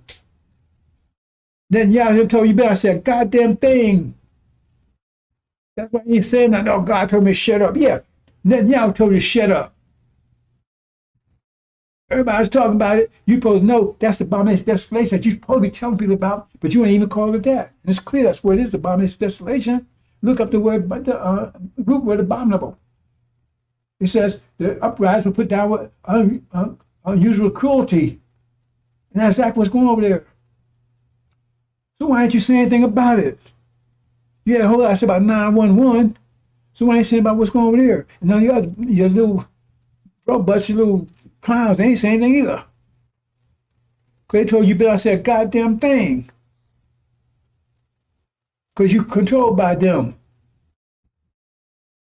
And that's the abomination desolation. It's clear it's the abomination desolation that the Bible's talking about. It says it take place over there. And it's abominable. What they do over there, everybody, the whole world says it's abominable. They don't call it that, but that's exactly what they're saying.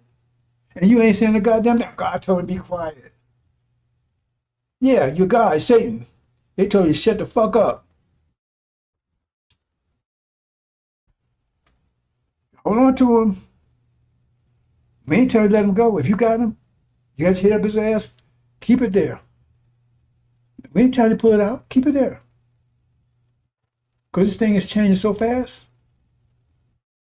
You keep it there. We don't want you.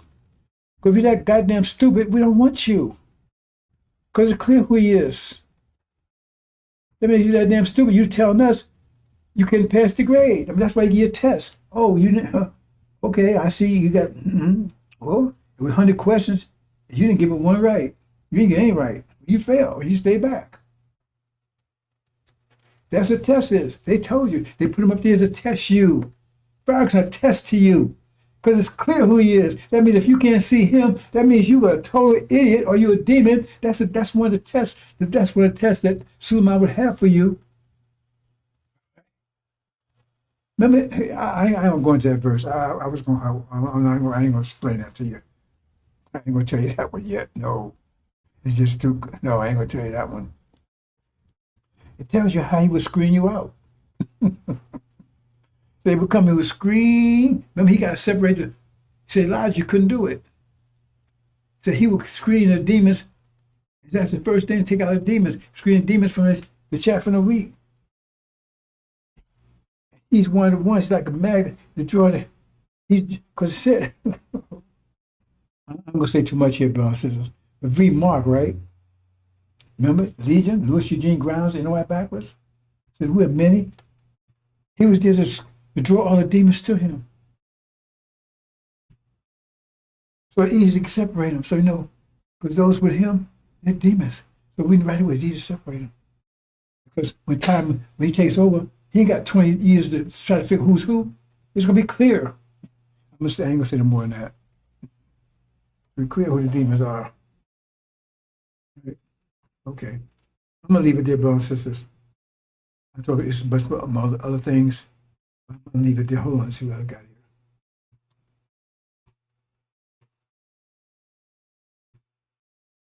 Because about this desolation, I'm gonna close here, brothers and sisters. I'll tell you this maybe later on today or tomorrow. But I talk about those three things: knowledge, seasons, how things work, the universe works. That's the knowledge. How things work. Your understanding, two sides of creation. You have to understand both. You can't. You have to use understanding because that's one side you can't see. You can't see the other side.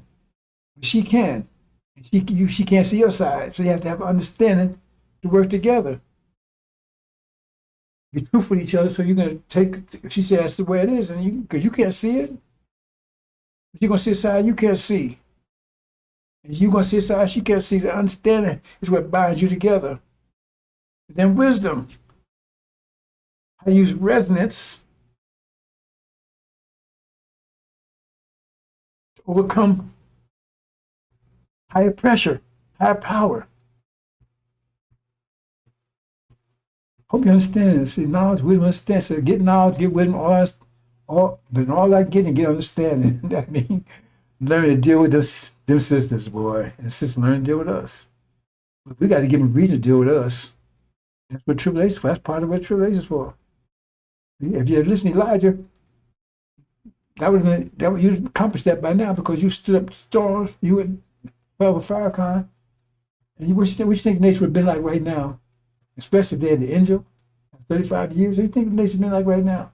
We have all these brothers and sisters, man. The devil would be going crazy. Because all the brothers and sisters be standing up. They have to come after us a long time ago. God, we think nature would have been like right now. 35 years, constant with the angel. And we take care of business. We damn near own America. They'd be, oh man, we'd have been a war long before now. We'd be out of here. But you let Farrakhan come along and said he would make a fool out of you. Never stop before your enemies. You're not a militant army. Well, when I'm talking about you saluting the cannon and sisters. No, you're a joke. You know why it's a joke? And you're led by a demon. He talked tough at first when he first met the Son of Man. Then what's your name? Oh, my name is Legion, and we are many. And then start begging, please don't make me leave the country. Remember, he wants to stay here. I want to stay with the devils. I'm going to stay with the swine. I mean, how clear could that be? And then the original man got his head back, got his mind back. And he was told, you got to stay here and get the rest. I remember, leaving, but you got to stay here and get the rest of your brothers and sisters. All this stuff is very clear, bro. So I'm going to leave it there. Hope you understand. So like I said, knowledge. Hope I covered it. Knowledge, wisdom, understanding. We got to understand each other, brothers and sisters. Males and females got to understand each other because that's the only way you can get along. Because they got a side, we got a side. We got to respect their side. And they respect our side, but they can't respect our side if we sitting right here beating them up and got to hit the devil's ass, right? And stuck in Farrakhan's toes. Yeah, I'll leave it there on that one. How we going? We can't. So why should they respect us? They ain't. I have respect for the sisters, even though I see them walk around neck and everything, but I have respect for them. Respect for them. because that's cause they're doing that because we didn't stand up and protect them from it. So then on them. I'm not on the brothers either because they ain't protect them because what the devils did to us for 405 years. And we don't control ourselves, we don't control anything, we don't even want to think anymore. We pay adults for everything. Come here, reparations. You haven't had a thought in your bread in your brain for 400 years because they won't allow you to think. So I'm not blaming you for that. But that's the situation we're in. Now they can understand our situation, but that don't mean they respect us for it. Well, you got to respect somebody for the ability to do something. We don't have the ability to protect them. That's what our job is. The Quran tells it. Right?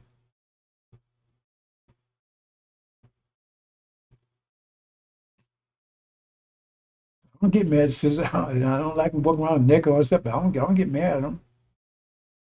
Like I said, they loving on devils, respecting their parents. And there's another special case because I'm not going to get to that too deeply, but some of them, well, that's pretty much loving on devils, right? Because they'll dish you for a devil in a minute. So, like that's Candace Owen person. Right? She married the devil, all that stuff, right? What's that? What's the one? Tennis player. Let's come back to loving devils again, so they can have them. Other than that, not too much a sister can do. I did it. Because if I was up to me, they'd take them all out here. We go to tribulation. But they need really go to tribulation because they need to see his brothers in action. That's when we're going to respect for them. You go through that, and both step up and take care of them and protect them and their children. Under those circumstances, they will have all the maximum respect for the brothers when they come out of there. When sisters have respect for you, brother, they'll do anything for you. They're really your heaven. They will do anything for you. It took me a while to earn my wife's respect. I did. She changed. But I've been a mess with her, I'll tell you that. But that was before. Anyway, leave me alone. I'm going out. But leave me alone. I'm going to leave you alone. I'm getting ready to go. So, hope you understand that. Wisdom, knowledge, understand. I give you examples of it. Primary examples. Understanding comes without female. Knowledge comes how the universe works. Wisdom comes how to use it to be a benefit. So I gave you 3 good examples, hopefully good examples. Okay, assalamu alaikum, brothers and sisters.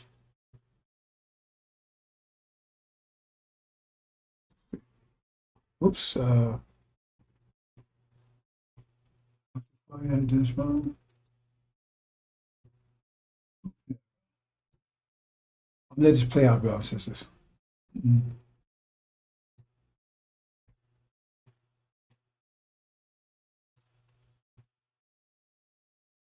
Assalamu alaikum.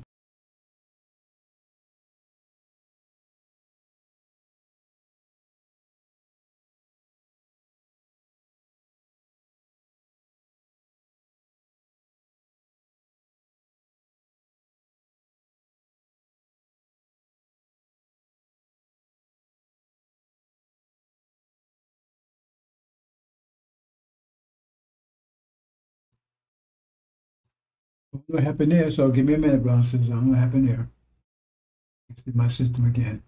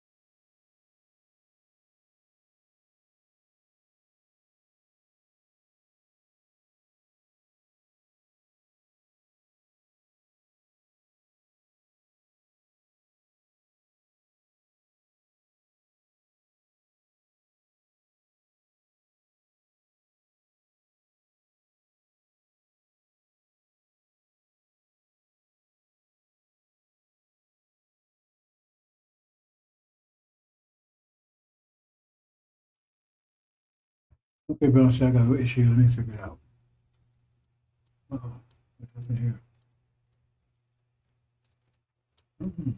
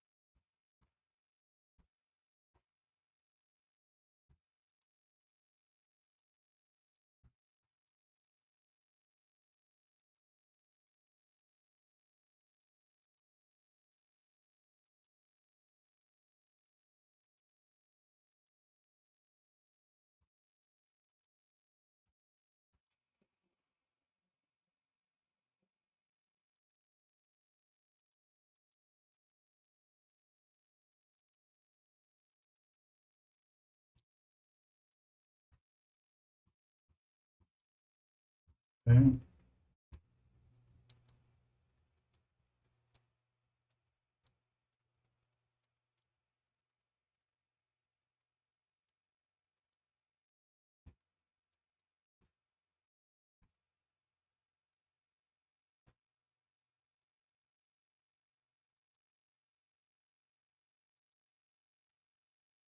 Okay, I think I got it.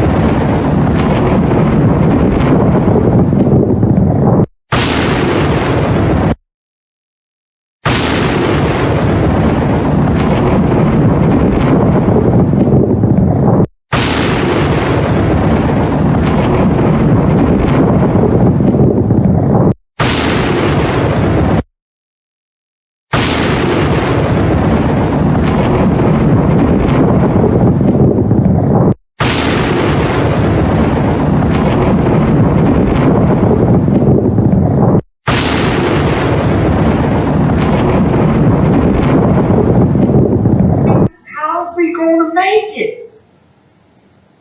Surely you ain't talking about us packing our bags and going westward or going out there in the land. Ain't no cities, no towns, no infrastructure out there. Surely you ain't talking about that, are you?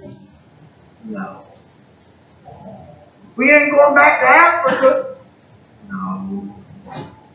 This is your land. Our sweat, our tears, our blood has earned us the right to the land. What God wants you to do is come out of their way. Come out of their pagan holiday where you should be honoring Jesus, you are out here buying bunny rabbits and inviting your children to paint eggs for some Easter hunt. Come out of her.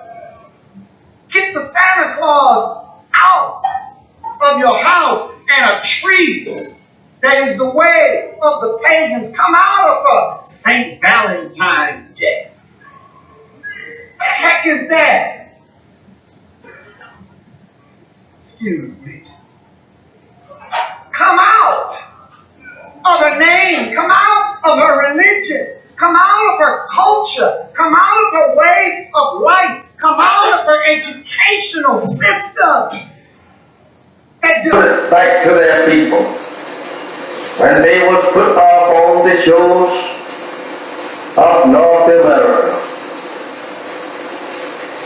And the ship, Jesus, that John Hawkins brought our best hero. They stood and stared at it disappearing in the horizon, crying, wanting to return, with their hands stretched out towards that ship, and tied in chains themselves bound together.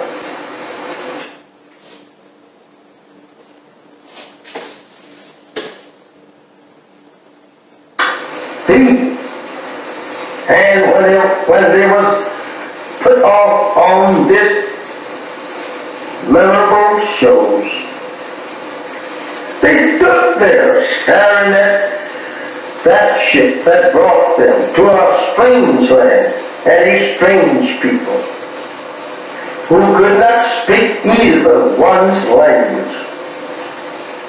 Now they have to live in a strange country and a strange people who had proven to them every mile from their native land that they were going to be the worst enemies that they ever lived with. They were going to be the people that would destroy them. They soon discovered that on this ship that they were being brought here on. I don't know how we should say anything in the name of Jesus of good for us when this ship was named Jesus. This is how that we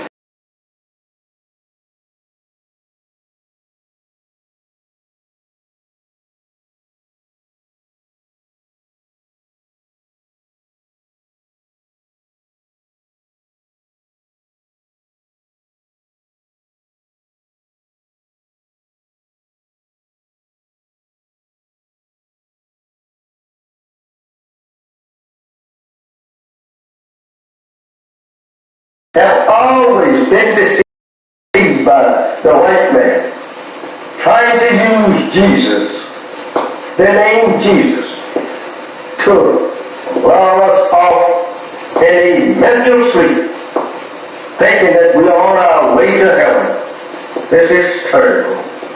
My beloved brothers and sisters, this is very hard for us to even to accept today. Imagine our parents standing crying to return to their native land and people, and you here today crying to stay with the very enemy that brought our fathers in subjection to their will. You and I, turning your face from your own native land, turning it back towards our own prison house and our enemies who have destroyed us and seeks to further destroy us. How do you feel? How do you feel? Not wanting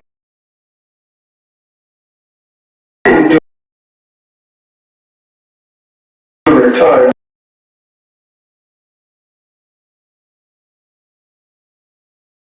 to your people. They are trying to make love with the very people that destroyed you and your parents. How do you feel? Acting such. And even today, they are beating and shooting you down throughout the country. There is no justice here for you and me. Why should not you want to be separated and be returned to your home? I ask you that question. Think over your parents on the eastern shore of North America, crying and praying to God to be returned to their home 400 years ago. How would they like, or you like to see them rise up in the judgment condemning you for being such fools as now want to live in the land that absolutely enslaved them and killed them and beat them for 300 long years here. They would condemn you as being fools for not wanting to be separated and go to your own, build up a nation for yourself after the white man say you are free. Remember that.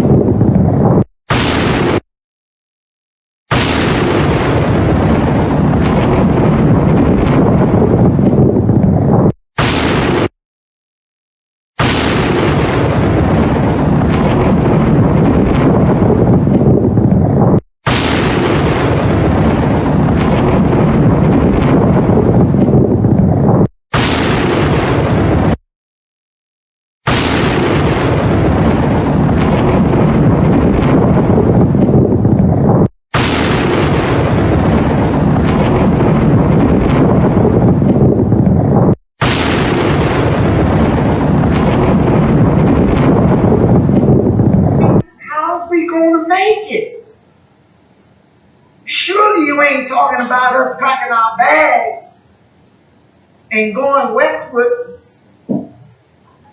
or going out there in the land. Ain't no cities, no towns, no infrastructure out there. Surely you ain't talking about that, are you? No.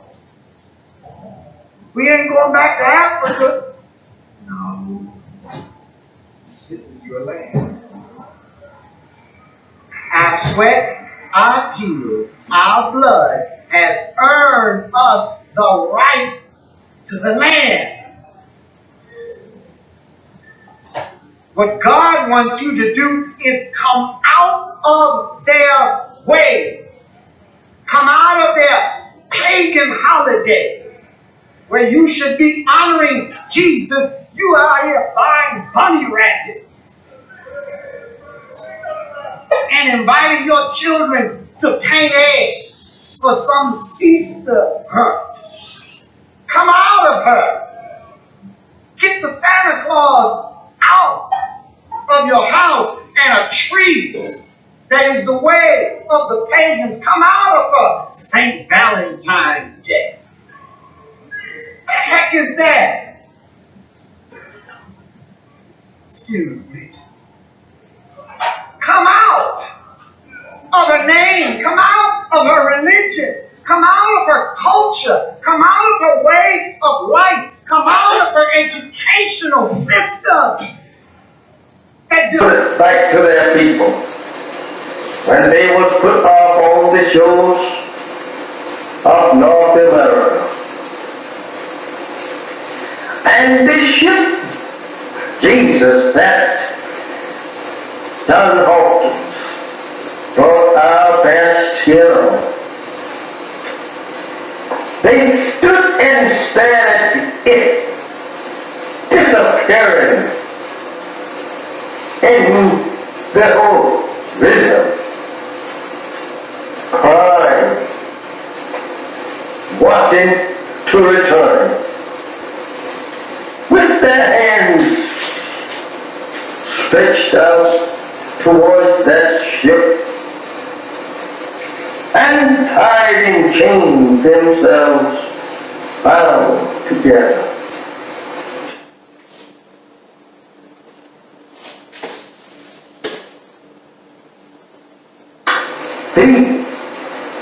And when they was put off on this memorable shows, they stood there staring at that ship that brought them to a strange land and a strange people who could not speak either one's language. Now they have to live in a strange country and a strange people who had proven to them every mile from their native land that they were going to be the worst enemies that they ever lived with. They were going to be the people that would destroy them.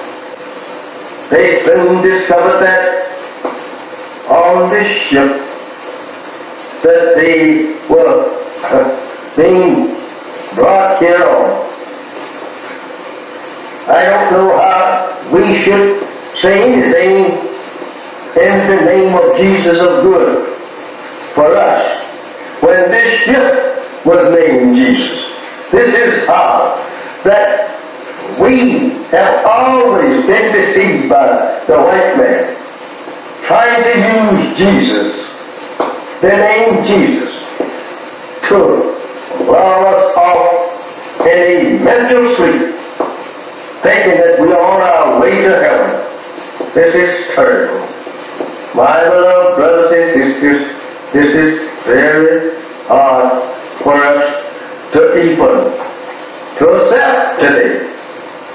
Imagine our parents standing crying to return to their native land and people, and you here today crying to stay with the very enemy that brought our fathers in subjection to their will, you are now turning your face from your own native land and turning it back towards our own prison house and our own enemies who have destroyed us and seeks to further destroy us.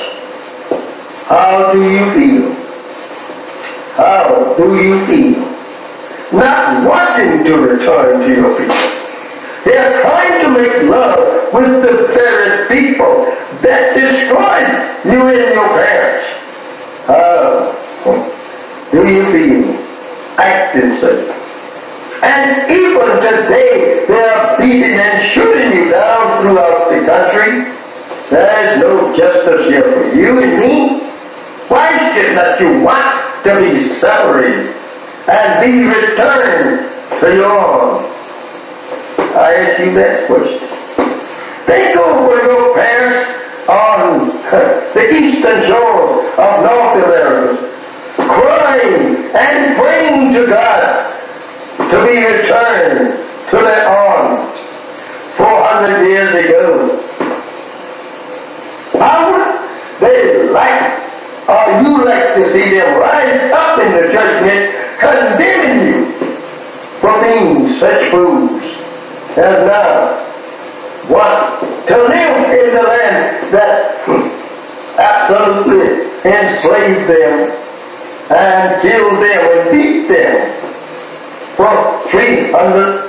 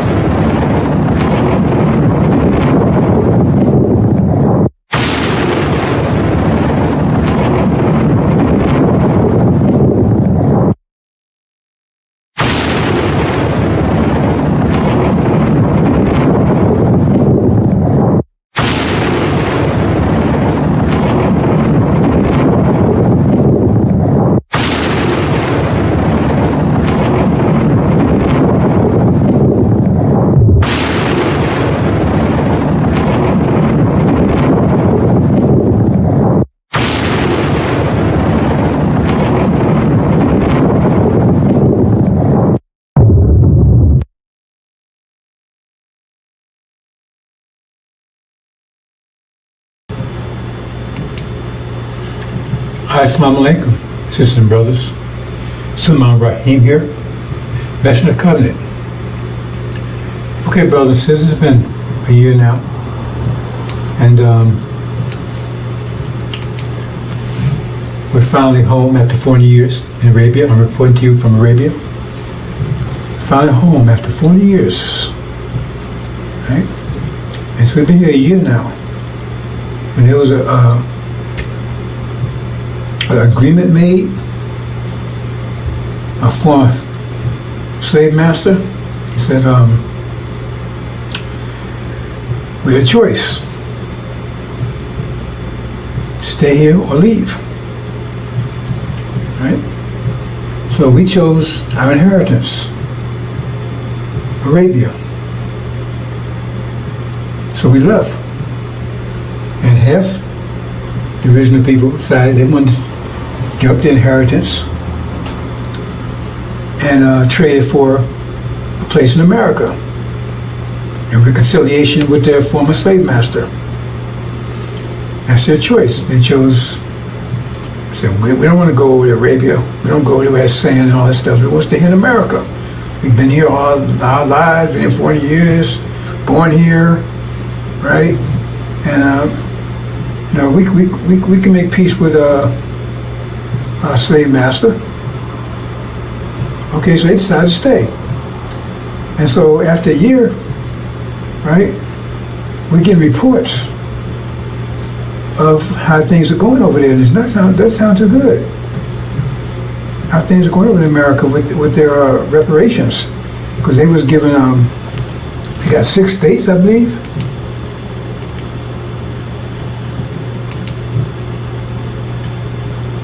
Yeah, see? Yeah. Yeah, they got those 6 states right there. That's what Farrakhan told them. They was listening to Farrakhan. Farrakhan promised them, they stay there, 6 states, right? Had their own land. And they can make reconciliation with the former slave master. They're not devils. They're not devils. They're human beings. They just had a rough, they were just, did some things wrong, but now they're going to make amends and make reparations. So 6 states, and in addition to that, they gave everybody $1 million. Everybody stayed $1 million. Okay? Say, thank you, Farrakhan. They're so happy. Thank you, Farrakhan. Thank you, Farrakhan. Man, you got 6 states. That's what you promised us. We got 6 states. They're thanking you. Thank you, Farrakhan. Right? And this was a year ago. They got the 6 states. Thank you, Farrakhan. Right? Everybody got $1 million. Everybody $1 million. And they're rejoicing. Oh man, they're so happy. Hey, we came, man. We made it. We got America, man. We got reconciliation for a master. We got 6 states. Everybody got $1 million. We're all rich. That was a year ago when we left. Okay, so we're in Arabia. They're still back there in America.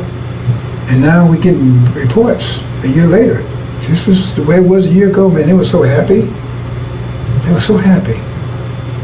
Right? And now we get reports of what's going on right now. Let's see. Oops, it says a power failure. Great power failure in those 6 states. Power failure. And it's just those 6 states. Right? So, and now they had a big and massive, they came asking to turn the power. Well, why can't they do it? Oh, Farrakhan didn't train anybody. He was telling you about 6 states, he never prepared you for them. So nobody knows how to do it. How to turn the power grid back on. So now he's begging, man, master, can you come and turn this thing back on for us? I mean, you would think that if he told them 6 states and promised them that he would have prepared them for it, right? Their schools and education, whatever they needed for that. But I guess they didn't, because they said over there now he's begging the former master to come and turn the power back on. And then what? I mean, this is all that's happening now. I mean, I'm getting these imports in now. A year later, it's like they're coming in every hour. Power grid failure, right? Then said, oops, crop failure. All of a sudden, they looked at the farmers, when they doing the farmers said, oh. So then, master, what's happening here? How come right? Our crop. They found that the land they gave them wasn't that fertile. A year later, nothing's growing. Crop failure. And now master, what's happening here? right? And then, I mean, all these things, every hour that's coming in, right? And then they look, you know, and they had, you know, a year ago they had plenty of food on the shelves, right? And now, they look there now and all the food's gone. It's gone. And she said, what am I going to do here? Food's gone. The house is empty. So he said, Master, we need some food. Well, how come you can't produce your own food? I mean, you want your own country. You got your own states. That's your country. Then you run it. What are you calling us for? Right? So they've been praying. And then, oops, no fuel. There's Master, no fuel there. Well, you got to buy your fuel. You got to produce your own fuel. What you calling us for? You got your own 6 states now. What you calling us for? Go and get some fuel. You got money, right? You got your own states. So you got to get your own. What you calling us for? You said you wanted your own, so now you got it. And you got your reparation, so we don't owe you anything anymore. We don't owe you anything anymore, so what you calling us for? We don't owe you anything. You said you agreed to 6 states and $1 million per person. You took that instead of your inheritance, what you call the Abrahamic covenant, Arabia. You know, your brothers and sisters, they left, they took that was offered to them, they took it. And you said, no, I want this instead. So now you got it. So what you calling us for? Oh, no communications. Oh, man. No communications, right?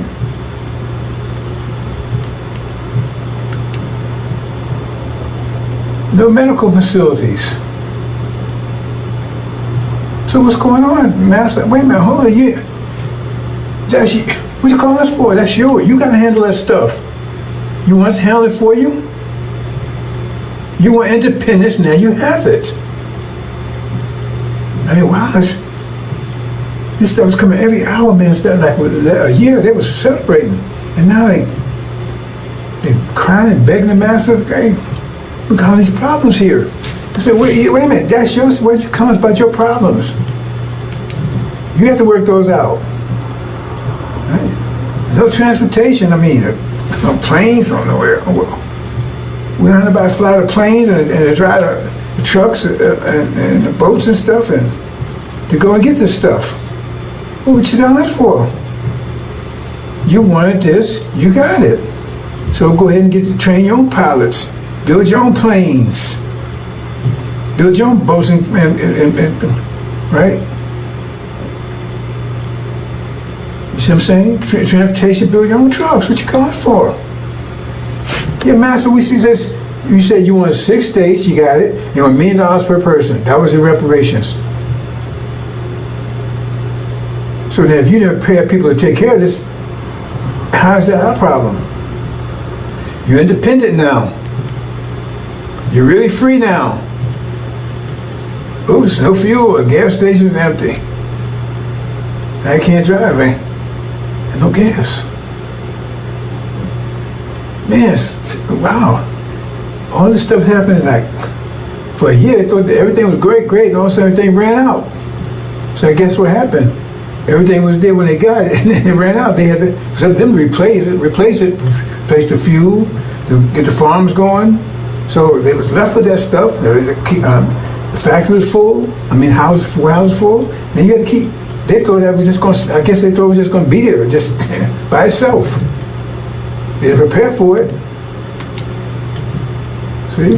And they ain't trained any engineers and scientists and architects and stuff. They ain't, you know, business. They didn't train anybody. So Farrakhan, he told you he's going to get this for you, but he didn't prepare you for it. He didn't get anybody to handle this stuff. So what was that all about? So now he asked the Master, hey, don't call on me. You was here, you had it when you was here with me. You said you want independence, you wanted reparations, so you gave it to you. Well, call on your brothers over there. They left. They handled their own business. You said you want to stay here, right? See? You don't have any professionals or technicians, scientists, doctors, none of that. See? I mean, that's what, you know, because, I mean, if you're going to set resurrection, you should be preparing for that, right? So if he was telling you about resurrection, you should be preparing for it. If he said, God said that's where he's going to get you, so if God told him he's going to get that for you, then he should, like when God told Noah there was a flood coming, to only build an ark, so he started building an ark. And so you should start preparing for the 6 states and the reparations, but apparently you didn't. And so now, the devil said, look, hold it.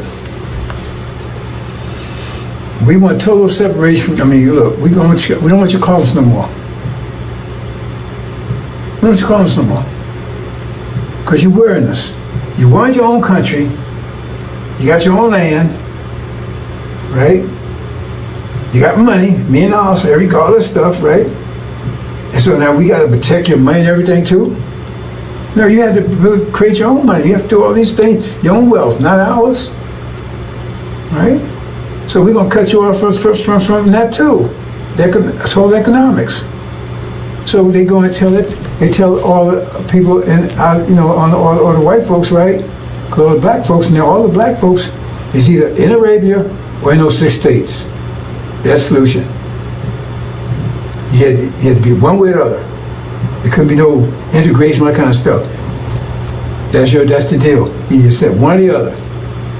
So all the black folks are there, ain't no integration, all that kind of stuff, right? Black folks are there, one or the other, so they're there. So he said, okay, right? So they just say, we're going to take our money because we don't know what y'all doing over here. You have your own money, you have to find your own wealth.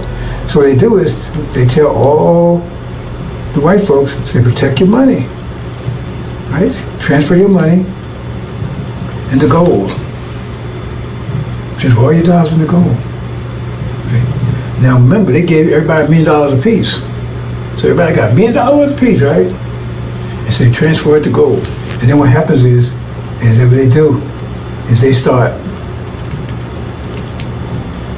just printing money. White folks just start printing money. You understand what that means? That's inflation, right? Because if you got $1 million of gold, a million ounces of gold, say a million ounces of gold, understand this, and you got 1 million certificates, then you say each certificate is worth 1 ounce. If you got 1 million ounces, each certificate is worth 1 ounce. Understand that? If you got 1 million ounces of gold, and you got 1 million certificates, each one of those certificates is worth 1 million. You know, if you want to say trade with the certificates, each one of the certificates is worth 1 ounce of gold, right? But if you take and print, you say you got 1 million ounces of gold, and you got 1 million certificates, each one. But say you print twice as many certificates, you got 2 million. Well, then each certificate is only worth 50 cents now, because you got to connect that to the gold. Well, you print 4 times, then each one's worth a quarter. So the more you print, the less they worth, because those certificates have to equal what the gold is. You understand? So the more you print money, the less, right? The less they're worth. So if you print twice as much money, right, there's less gold. You understand? So if $1 is worth 1 ounce of gold, which that's right, then if you print double that amount of dollars, then each one's worth half an ounce. You understand? That's what printing money without increasing the wealth does. That's inflation. So what happens is they keep printing. They get down to where $100 is worth a penny. But see, that doesn't affect their people. They told to protect their money because they transfer their money to gold. So gold still has its value. It's just the dollars don't. It still got the same amount of gold. But the dollars, they get down to a penny. So you can't buy it. You had $1 million, now your $1 million worth of $5. That's what all this worth, $1. Hardly worth anything. I want a bunch of, hey, that's our money. You got to have your own money. You control your own wealth. You can't keep coming to us what you're doing. And you think they wouldn't do that? Yeah, you've been a Gaza lately? You see what happened to the trees they made with the so-called natives? Kept telling me he had a forked tongue because they kept making trees with them, then they broke the trees. And took their land and genocide and everything else. But no, they wouldn't do that to you. See? Because now you have, your money's worth nothing. They haven't lost anything. Because once that money's worthless, it's no good, right? Then you burn it up, throw it away, it's worth nothing. The people still got to go. And even if they take it, hold on, the money, hope to increase again, they just use another different certificate, use another form of money. So it's still worth nothing. That $1 million you had, you were so happy with it, now it's probably worth maybe $1. So you can't buy anything $1. Plus the economy's collapsed because everything is failing, and you don't know how to repair it. You don't have to build communications. You don't know how to do any of this stuff. You don't have to engineer, build a house. You don't have to do anything because Farrakhan didn't. Right? He didn't prepare you. He told you he'll give you 6 days. He told you, listen to me, right? So now you're broke, and your economy is gone. You have no food, no electricity, no power, anything, right? It's not their fault. They gave you what you asked for. You saw your inheritance for that. And then they closed the border. Because you're going to try to get back into America now. We want to come back in, Master. No, we don't want you back in here. We sorry, we want to come in. No. That's you chose. You stay there. They closed the border, so you can't get back in here. You can't get back in America, into what you call your land now? Swaziland or something? Farrakhan. Maybe they call it Traveland. Farrakhan. They met the Farrakhan, right? So they close the borders. You can't, because now you're hungry and everything else. Your money's worthless. Oh God, come back, Master. I come back work for you. I work for Popeyes. I do anything you want. No, we don't. Remember, now blacks either they over in Arabia or they in that land. There are no blacks in America, any places, just in that land that you 6 states. And now you're starving. You ain't got your money's worthless. Nothing works, and they close the border. Right, and then you see Master, he on the phone. You talking to the guy that you kept treating, help you. Hey, we finally got rid of niggas. Finally got rid of them.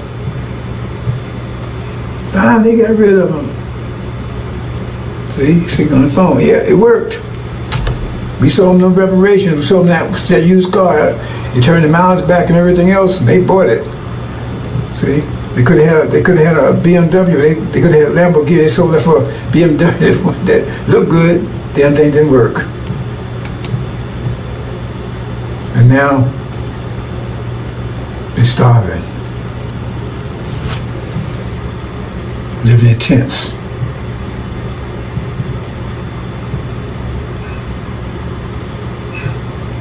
Praying.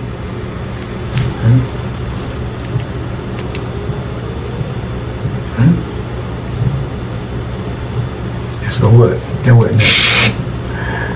What we gonna do, Farrakhan?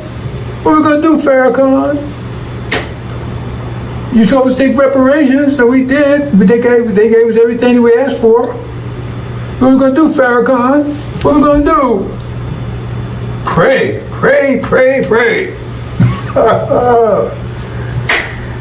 That's his answer. Pray.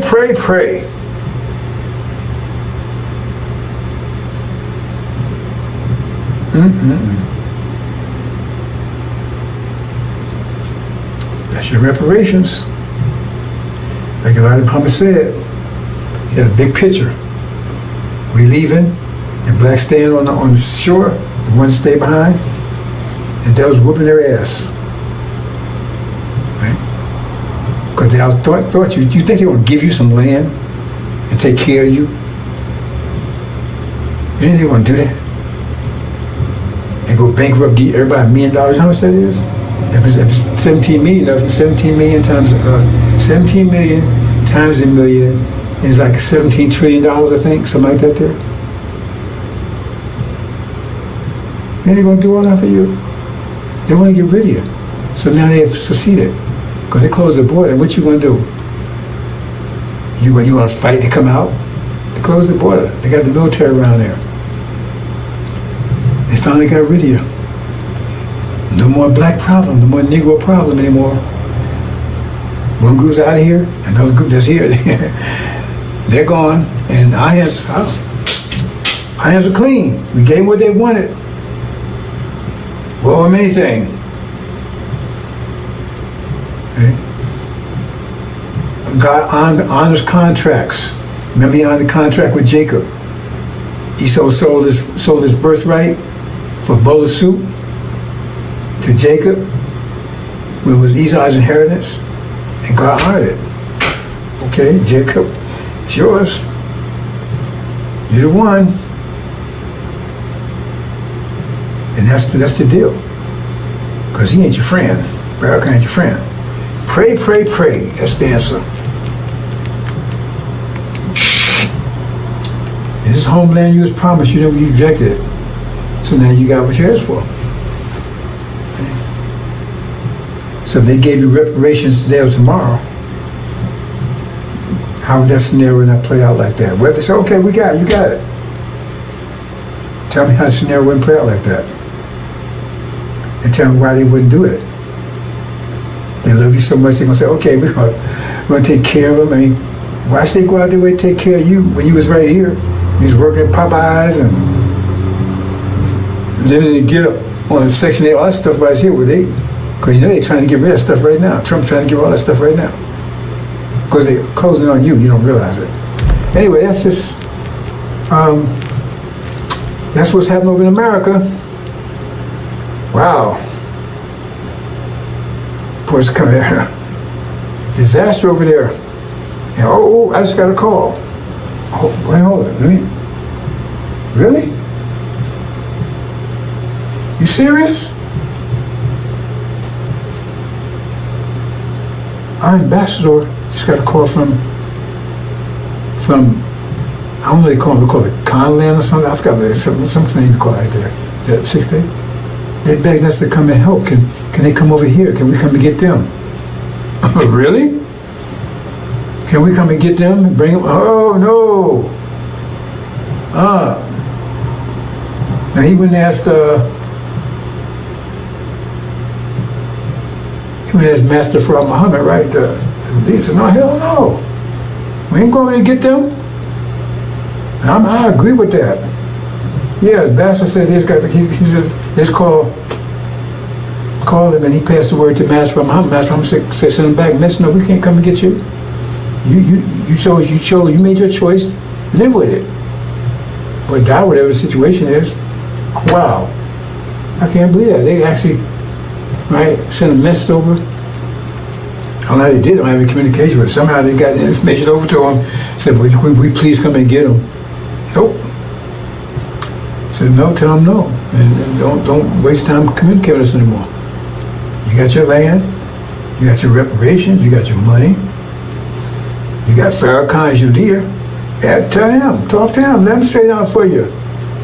He didn't want to sell you the idea, he was a salesman. So you on that idea of reparations, we told you.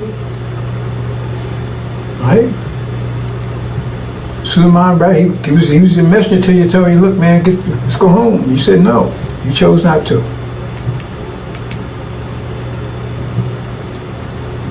Okay, bro, since that's a sad story. But I guess that's it. Is that it?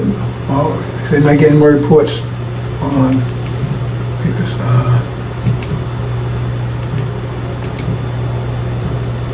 okay, he says that was Master Farad Muhammad's final decision, and I think they closed communications off from there. So, like I said, brothers and sisters, we got those rides that came in. All that came in today, man. I came in fast. After a whole year. Total collapse. Now they're begging it. Somebody help them. We can't do it. Maybe Master help you. We won't do it. Assalamu alaikum.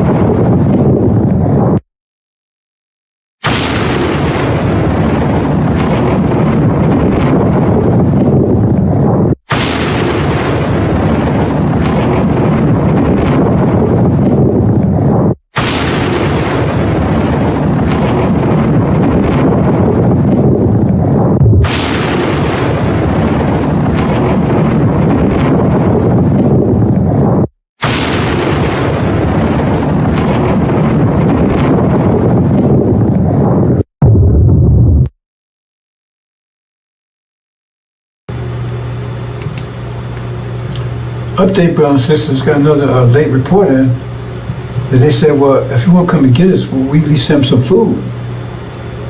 They begged, said, please send us some food. Master Muhammad said, no, we got to send them a damn thing, nothing, zero.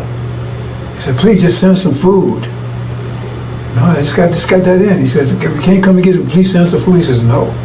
He refused. That's what, boy, I just got the information from the ambassador. He said, they sent that, and he's read to me. He says, no. He said, please, just please send us some food. He said, no way. You made your choice, case closed. Okay, just got that in, brothers and sisters. Assalamu alaikum.